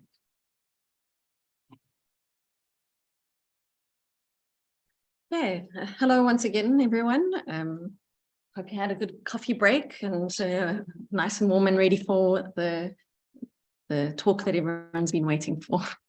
Okay, so I'll be speaking about the use case in Madeira, and I'll be speaking on behalf of the Regional Secretariat of Tourism and Culture. So the Madeira use case in general is referred to as Cook 8, and it was developed here in the region together with Uninova, as well as the Regional Directorate of Tourism, which belongs to the Regional Secretariat of Tourism and Culture. In the last year, Cesar, I'm also joined into this Cook 8 activities. And in the last year, they also managed to do a lot. And later, Karina will tell you more. So regarding the involvement of all the partners, we had the 3 key partners involved, UKA, OSR, and Knowledge Biz. And the supporting partners were ITTM, ZSU, UG, and Unive and Data for Life. In terms of the objectives of Cook 8 specifically, the idea was that we wanted to contribute to the large-scale usage of the Smart4Health platform.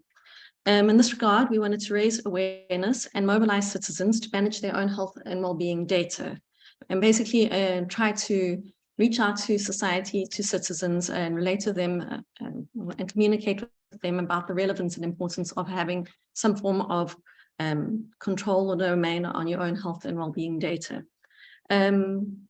Overall, the Cook 8 as an objective was to serve as a demonstrator of Smart4Health. In this sense, we wanted to take into consideration different user types, local citizens here in Madeira, as well as national citizens from mainland Portugal, and the tourists, of course. And this is exactly why the Regional Secretariat of Tourism and Culture was integrated into the consortium. We were also interested in integrating different data sources or have the participating citizens using and injecting different data sources using wearables, medical devices, and hospital records.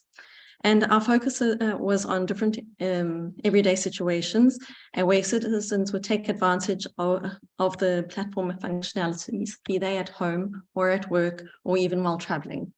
The key objective of this particular citizen use case was to inject 200,000 data sets into the citizen health data platform. Okay, so very broadly speaking, I have divided our approach into 4 different phases. The 4th one will be Karina. In the first phase, which was at the very beginning of the project, of course, we had no platform. So in this regard, there was no CHDP available. And so we couldn't really offer anything to citizens to use or test. So in this regard, the first phase was dedicated to the preparation of the communication strategy and to assess the receptivity of citizens to the platform and possibly consider alternatives for future actions. In this regard, we developed various communication materials, merchandising, flyers, videos, etc., which were used during the various communication events. And we also set up the first Smart4Health mobile hub, which you can see in the picture. So the launch of these, and once everything was established and all the materials prepared, the communication campaign was officially launched in May of 2019. And this was done in close collaboration with the regional government of Madeira in May of 2019. Here we had the involvement or the presence of the regional president, Dr. Miguel Albuquerque, as well as the then regional secretariat of Secretary of Tourism, Dr. Paulo Cabasso. During this intervention, it was relayed by part of the government that there was great interest in receiving these new technologies to Madeira, using these technologies to test and serve as an example for future opportunities, and basically create a push forward in the region in terms of digital technologies in the region. So after this official launch, there were several communication events. In this regard, it was more a presentation of the concept of Smart4Health to citizens at different locations. The first specific event was the Madeira Flower Festival, and our collaborators from Unive were also present and had the opportunity also to provide questionnaires to citizens and basically to acquire information and feedback from users about their perception of what they had heard about Smart4Health in the platform. Phase 2 unfortunately coincided with the COVID-19 pandemic. So this phase in particular was focused on maximizing all the efforts in phase 1 as much as possible, whenever possible. So at moments where we were in isolation, etc., we basically analyzed and envisioned campaign strategies, roadmaps, etc., really maximizing our time for the opportunity when all the restrictions being lifted, we would be able to then interact with the public. In this sense, we prepared our communication materials, flyers, roll-ups, etc., a video as well. And whenever there were live events or face-to-face events, we tried to be present, providing citizens with merchandising, etc. When we were unable to, and when there were opportunities to participate in remote activities, we also did so. Always making use of any opportunity that arose to create some form of proximity with the public. In May of 2020, after much discussions, actually, I think I missed a slide exactly. So during this phase, while we were busy establishing strategies, we were basically encouraged to create synergies with other EU-funded projects, and great focus was placed on the Smart4Health project. As a result of this pressure from the European Union to create these synergies, it actually led to the creation of the Madeira Digital Health and Wellbeing Initiative. This initiative involves the various regional government entities, including the Regional Secretariat of Tourism and Culture, Regional Secretariat of Health, Uninova, and at a later stage also CESA. But the idea of the initiative was basically to create an exhibition site where we could showcase all the EU-funded projects that were being executed in the region, and basically to create some form of proximity with the public. At the time of the launch of the initiative, 4 EU-funded projects were associated with the launch of the initiative: Smart4Health, Smart4Health, ICU for COVID, and QualiChain. So the official launch of the initiative, as well as the Cook 8 field tests, was in May of 2021. And this launch was done also in parallel with the first Smart4Health Health Days. Here you can see some images of the activities that were developed over the span of a week. A month later, the field tests regarding the second deployed medics machine was initiated, and this was at the Platinum Gym. Okay, so moving on to phase 3, having established the initiative, created our strategies, we then worked on ensuring the adherence of the platform. And for this, we basically worked on an extensive communication campaign, basically to broaden our citizen engagement. All the actions that we conducted were basically to build confidence amongst the local community, as well as national and tourist citizens. During all the activities, registration on the platform was consistently encouraged.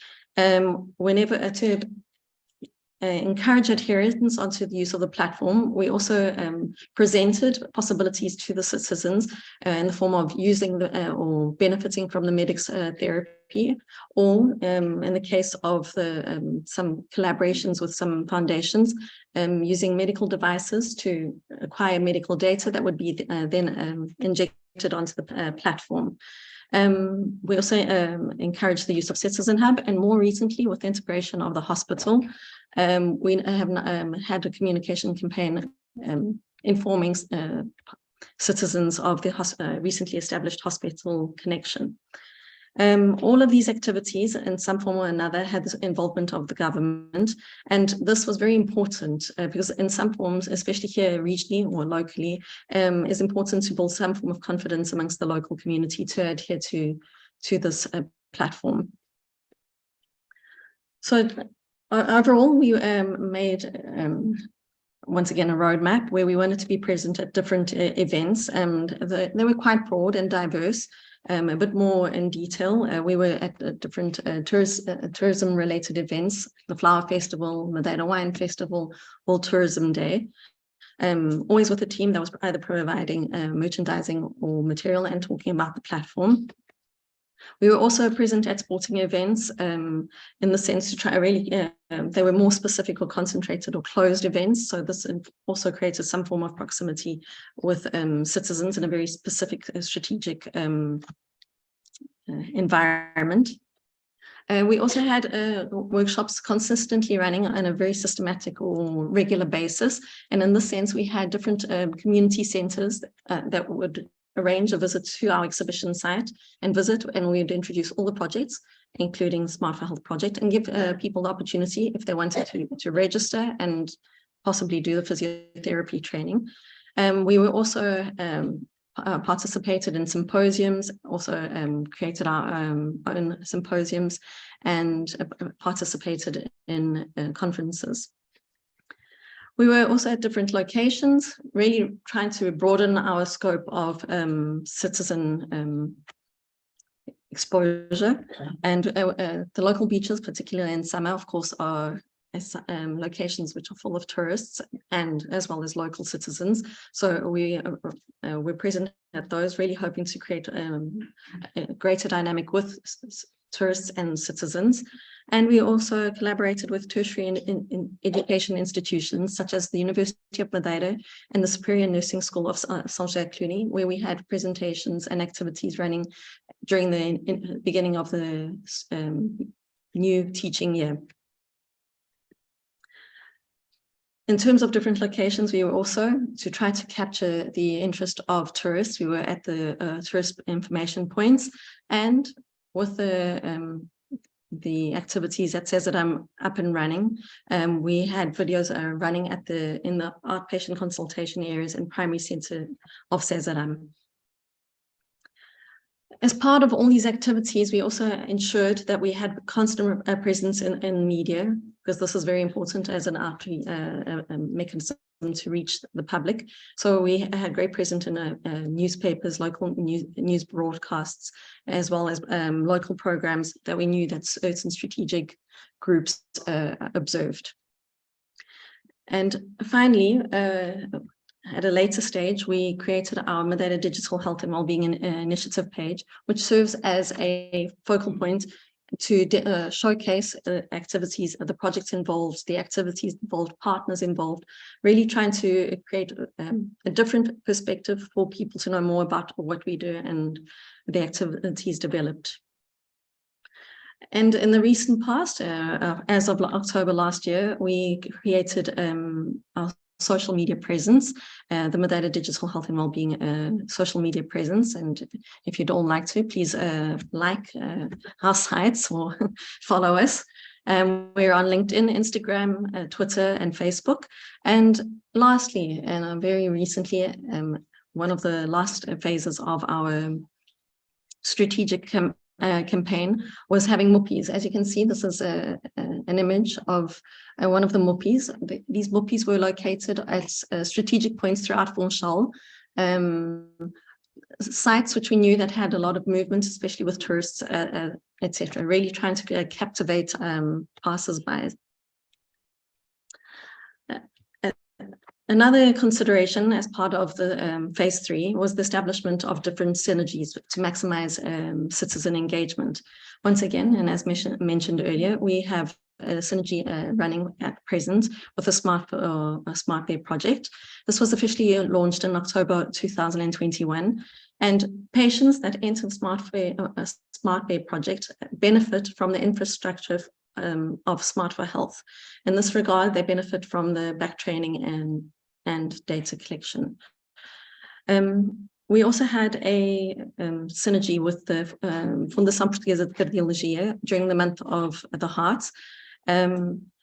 During this period, we had in parallel our Smart4Health Health Days, and we basically conducted several workshops, digital health workshops, cardiovascular disease information workshops, etc. Always trying to raise awareness regarding these various topics, and at the same time encouraging people to register onto the platform and possibly through install their citizens hub onto their cell phone, and then acquire blood pressure measurements using digital blood pressure medical devices.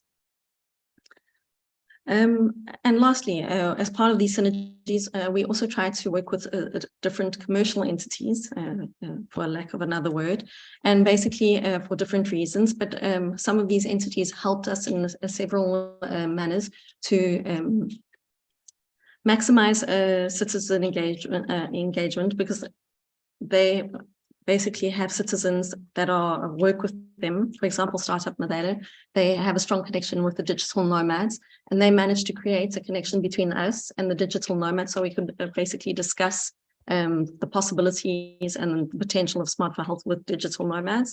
We also had a collaboration with Club Naval do Funchal, which is a sporting entity here, who have great interest in health and well-being, and they were very much interested in collaborating and trying to assist with the adherence of citizens. And finally, we also had health days integrated into the Digital Transformation Summit. In this regard, it was considered one of the most comprehensive health days.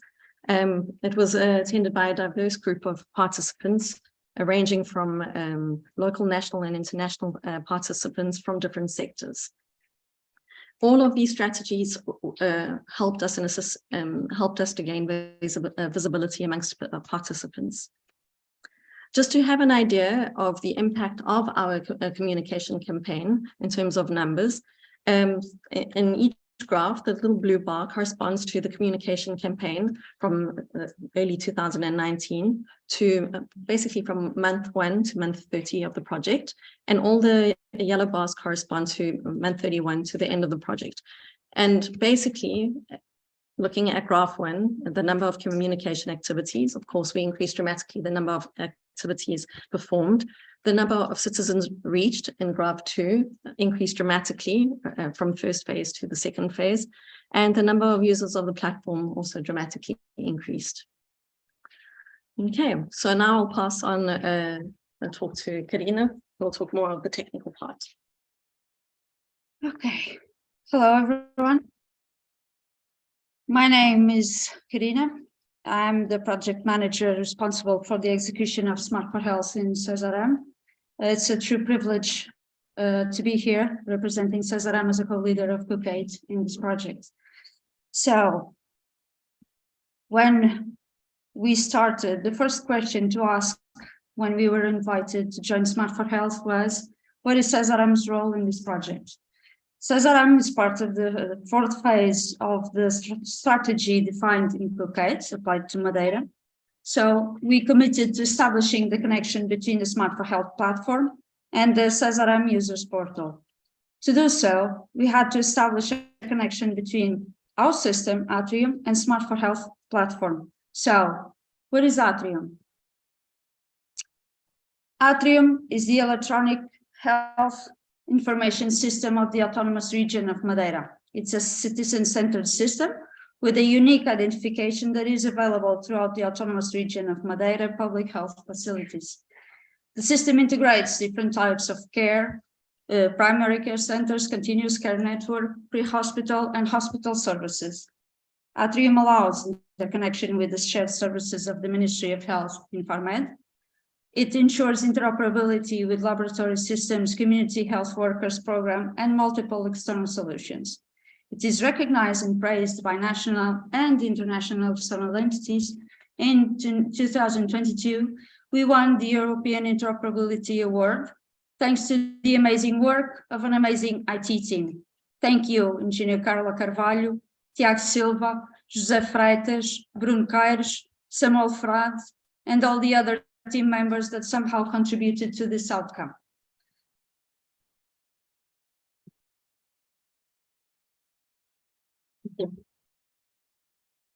We have 115 applications in Atrium, 77 external systems, 3 portals where we include the users portal, which is now also available in App Cesaram. We are currently working in a new mobile app provisioning. That being said, it is time to present you the key steps taken by Cesaram to ensure system integration. In Cesaram, clinical records are stored in the regional health software named Atrium. Data in Atrium is partially structured, meaning that demographics, allergies, and intolerances and diagnosis data are structured data, while other data like clinical notes, admission and discharge reports, and imaging descriptive reports are currently only available as PDF files. The integration process starts with the Smart4Health informed consent, available in the Cesaram users portal to all Madeira citizens, and it's up to each citizen the decision to participate. When patients consent to transmit their data, an authorization related to Smart4Health is created in Atrium, and the system recognizes the patient as Smart4Health data transmitter. This triggers the Atrium interoperability system to automatically transfer the data to the Smart4Health citizen health data platform. From this point on, the patient can visualize his electronic health records and share it with their doctor anytime, anywhere. The Atrium interoperability system is implemented with backend API functionalities and with Mirth. Data is sent to Mirth and in a JSON structure and then transformed into FHIR resources as described in the Smart4Health FHIR implementation guide, which are then sent to the Smart4Health platform. So, what data is made available from Cesaram to the Smart4Health platform?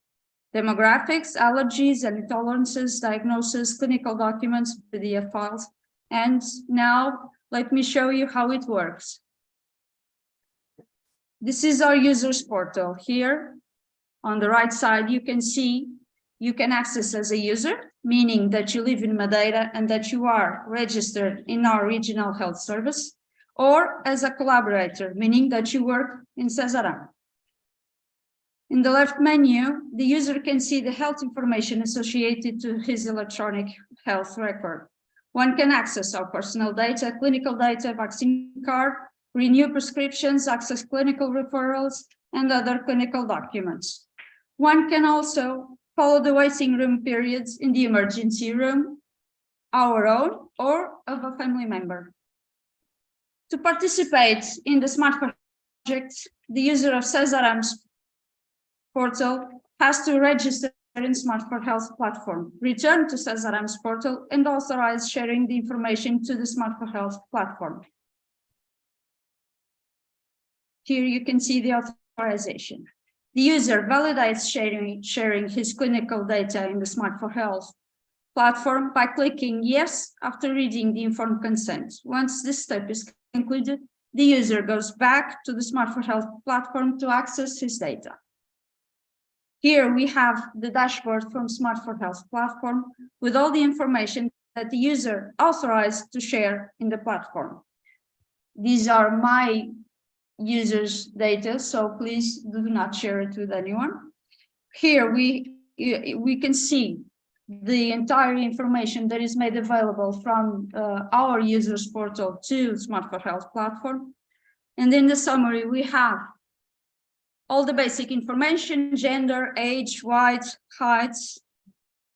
In documents, I wanted to show you this because you can see all the basics of the clinical documents of the exams took in Cesaram facilities. If you go to our users portal, you can see that all the information that is made available in Smart4Health is actually in our users portal.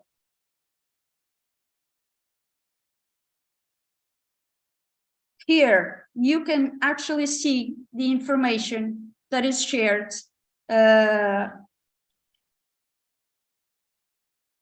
with your doctor or any health professional that you desire. The patient, if the patient decides to share this information with their doctor, they can select the information by clicking the boxes on the right. No information will be shared without the approval of the patient, which happens by checking these boxes. Only what we select for sharing is actually shared. And thank you very much for your attention.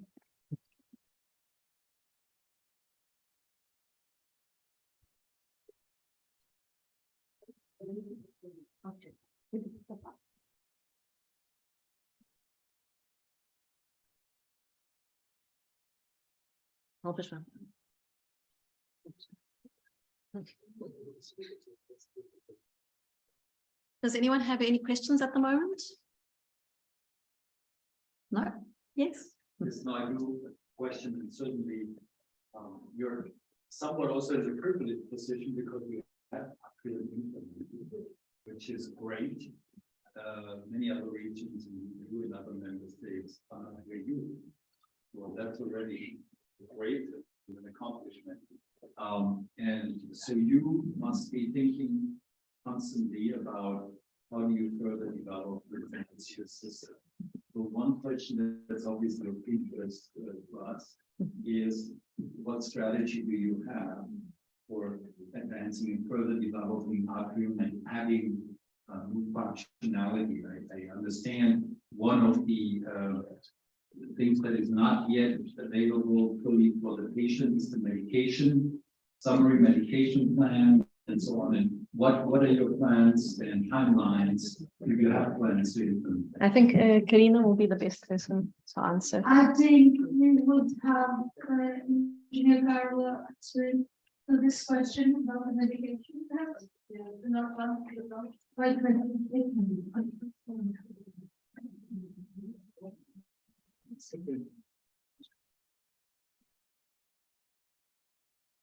So medication is really one of the part of the information we want to make available in the future. Still working on it. So also the information with the clinical analysis, for example, could be relevant for any physician to analyze anywhere that the patient could be in. Thank you.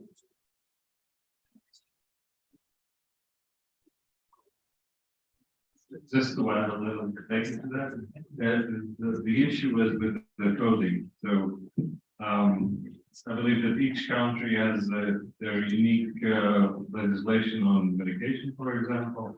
So the coding, the national coding for medication available in the country is specific to Portugal.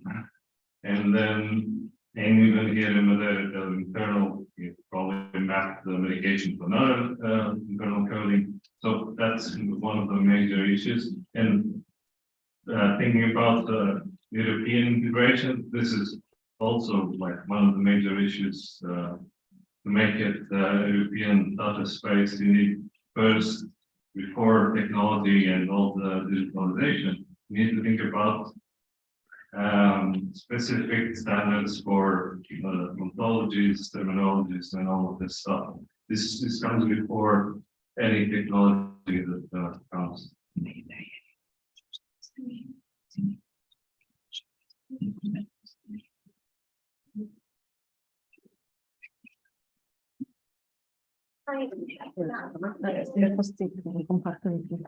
Hello, everyone. Okay.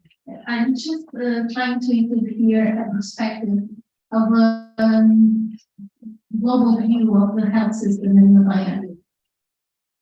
Atrium is a system that aggregates most of the health data on our population. And I think that we have been discussing how can we improve it and how can we be open to other realities, because Atrium is regional and has had an history of difficulties about interoperability that you have shown today that are not now problems. We can now go forward in opening the system and making data available and useful as any other place that produces good health data. So I would like to congratulate you all for the project and for the step that you have done here. I think that even in the regional perspective, we have to improve the aggregation of data from multiple sources, not only Cedram.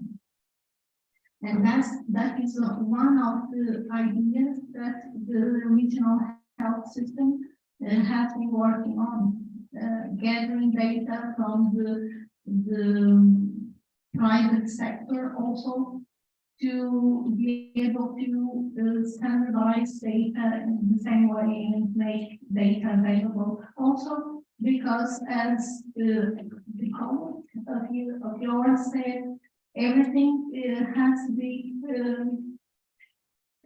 we have to look to this as in a big picture, because we, for example, have the finance always having some importance in decision making. So we have to think of ways of being sustainable.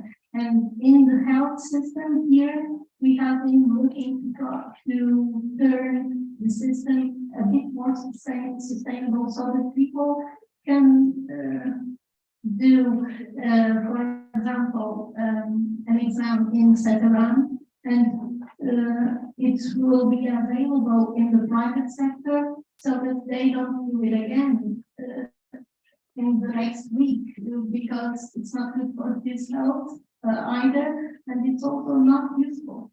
So we're trying to work better with local partners also, and to have a real system, digitalized system that produces normalized, standardized, and good health data. And thank you very much for everything you have shared. I'm very happy to be able to hear what you have done, and I wish that this is the start of much more very important project here in our island. Thank you very much.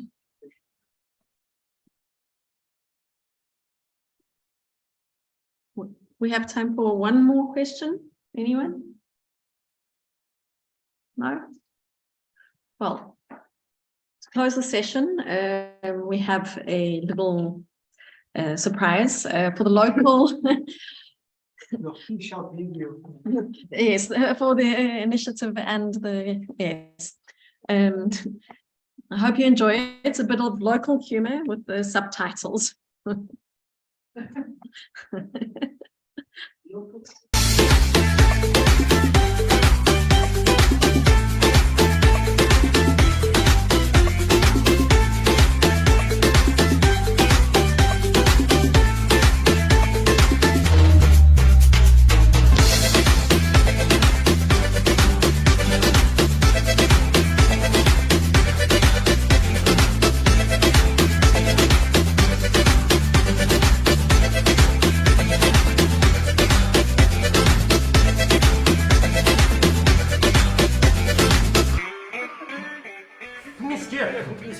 A senhora deve sentar aí, se faz favor, já se vai tratar disto. Não, Antero pai. Eu papava, pode Então já se trata disso. Senhor Antero, o senhor tem aqui uma nota, que isto vai ser uma complicação para tirar. Isto só com lexívia. Não, a sua mulher vai ser. Deixa-me ver agora nas costas.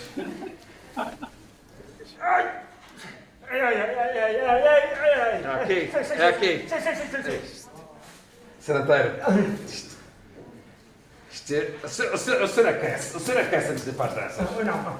O senhor tem que aquecer antes de ir para as danças, isto depois é uma complicação. O senhor do método das artes, aquele música começa a tocar, dá aquela bombeada, o meu corpo já começa a dançar e parece a Shakira, não aquece nada. A minha cabeça pensa assim. Esse é o problema, o senhor tem que aquecer antes de dançar, Senhor Antero.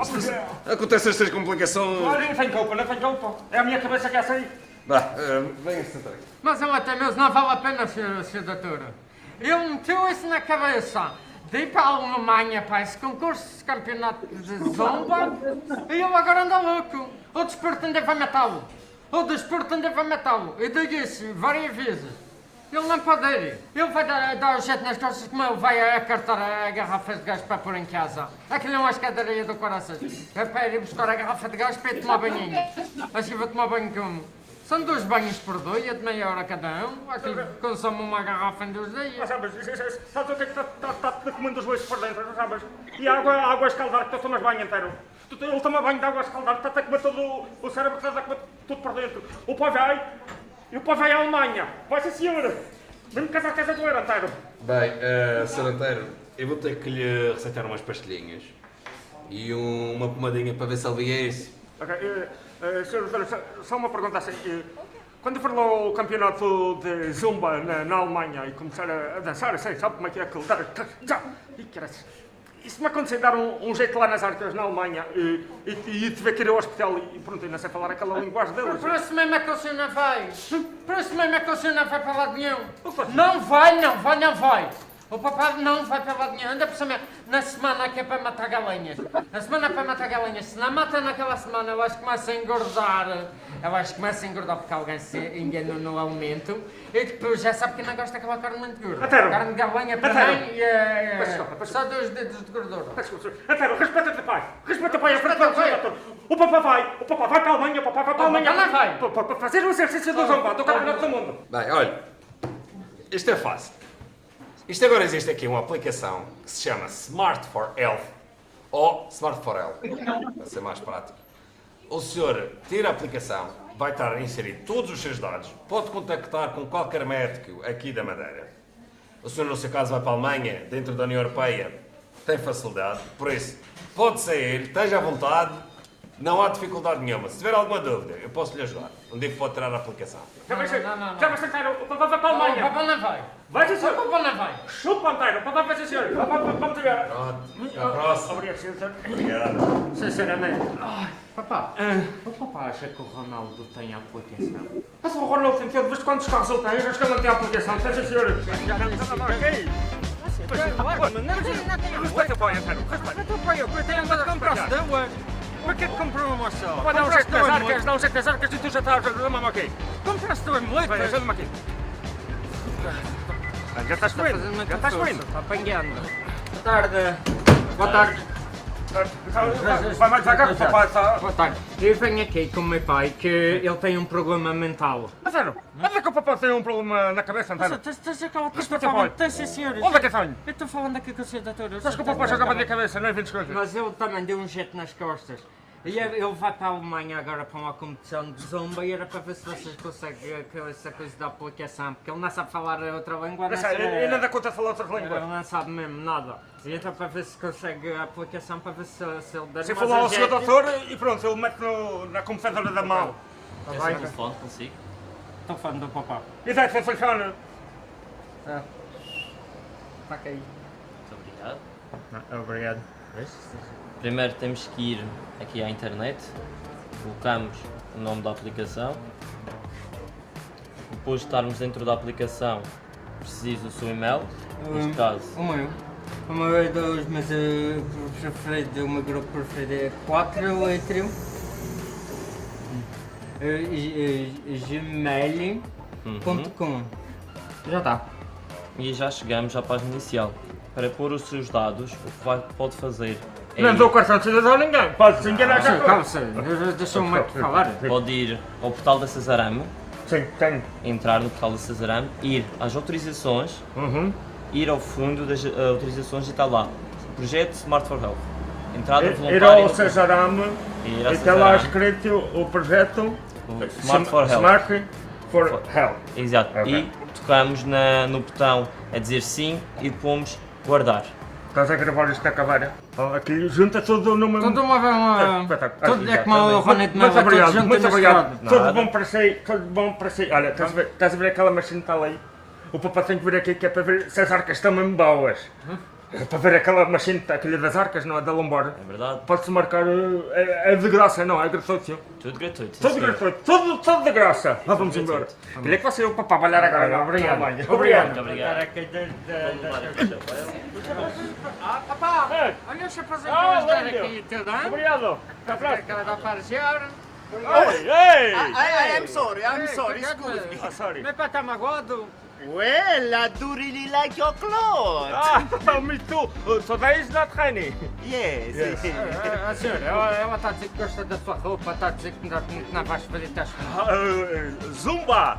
Oh, Zumba! I really like Zumba also. I play Zumba also. I'm going to a competition in Germany. I think it's next week. And I came here for a checkup in my lower back. I love you. O que é que ela está a dizer? O que está a dizer ali? olha, filho. O que é que ela me disse? Ela está a dizer que vai para uma competição de zumba na Alemanha. E o que é que ela veio aqui fazer? Vai ver se as costas estão boas, o que é que vai aqui fazer? Incrível, Uma rapsada. incrível, duas almas com um problema.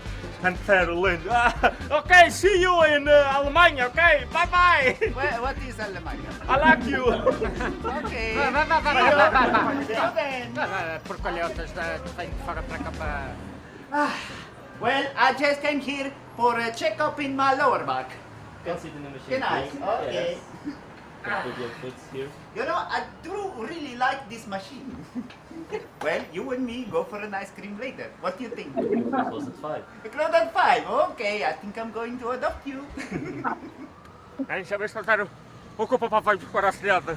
Aquele é que vai ser na Alemanha, caraças. Olha, vai se lá em cima passar no consultório do seu médico, vais pedir aquela pastilhinha azul para ele pôr na plataforma. Quando o papai chegar à Alemanha, vai ser o doutor e usar aquela pastilhinha azul. Aquele é que vai ser zumba e zumba na careca. A noite toda, Antero, respeita a paz, seu animal.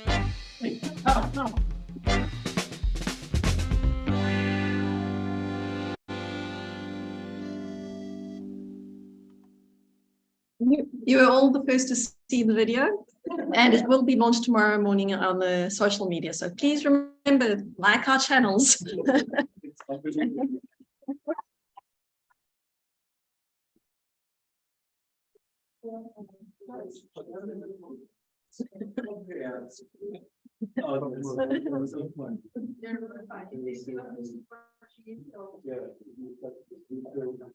Como é que eles chamam os quatro? Ok. Vai. Depois deste. Sorry, in English. Yes, you're right. So after this video, I don't know exactly what I can say. Probably I will apply to be the fifth leader after the 4, but it was really funny. It will be the official video for the project for sure. Seriously.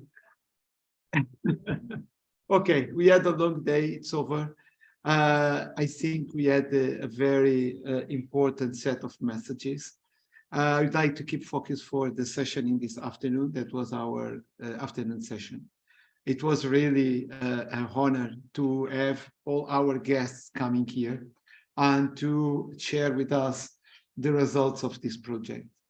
I believe this can really be very relevant and important for all of us, not just here in Madeira, but in Europe overall.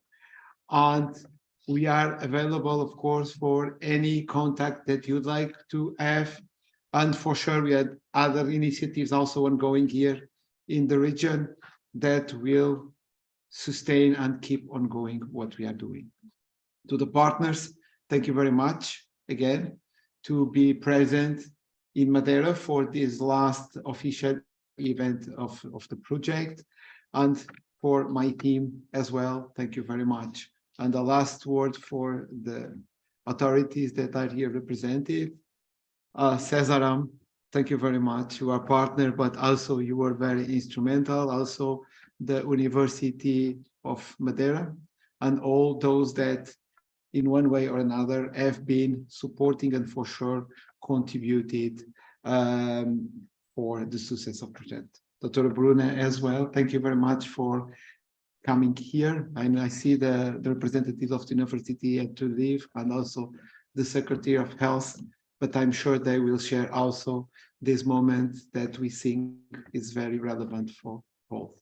And again, to my team, and especially to Maria that managed the project, a word of appreciation, because without this was not important. And Erwin, you as technical coordinator, you lead all the technical results that we have, and all your vision and commitment was crucial since the first moment, even before we had the idea what could be our project.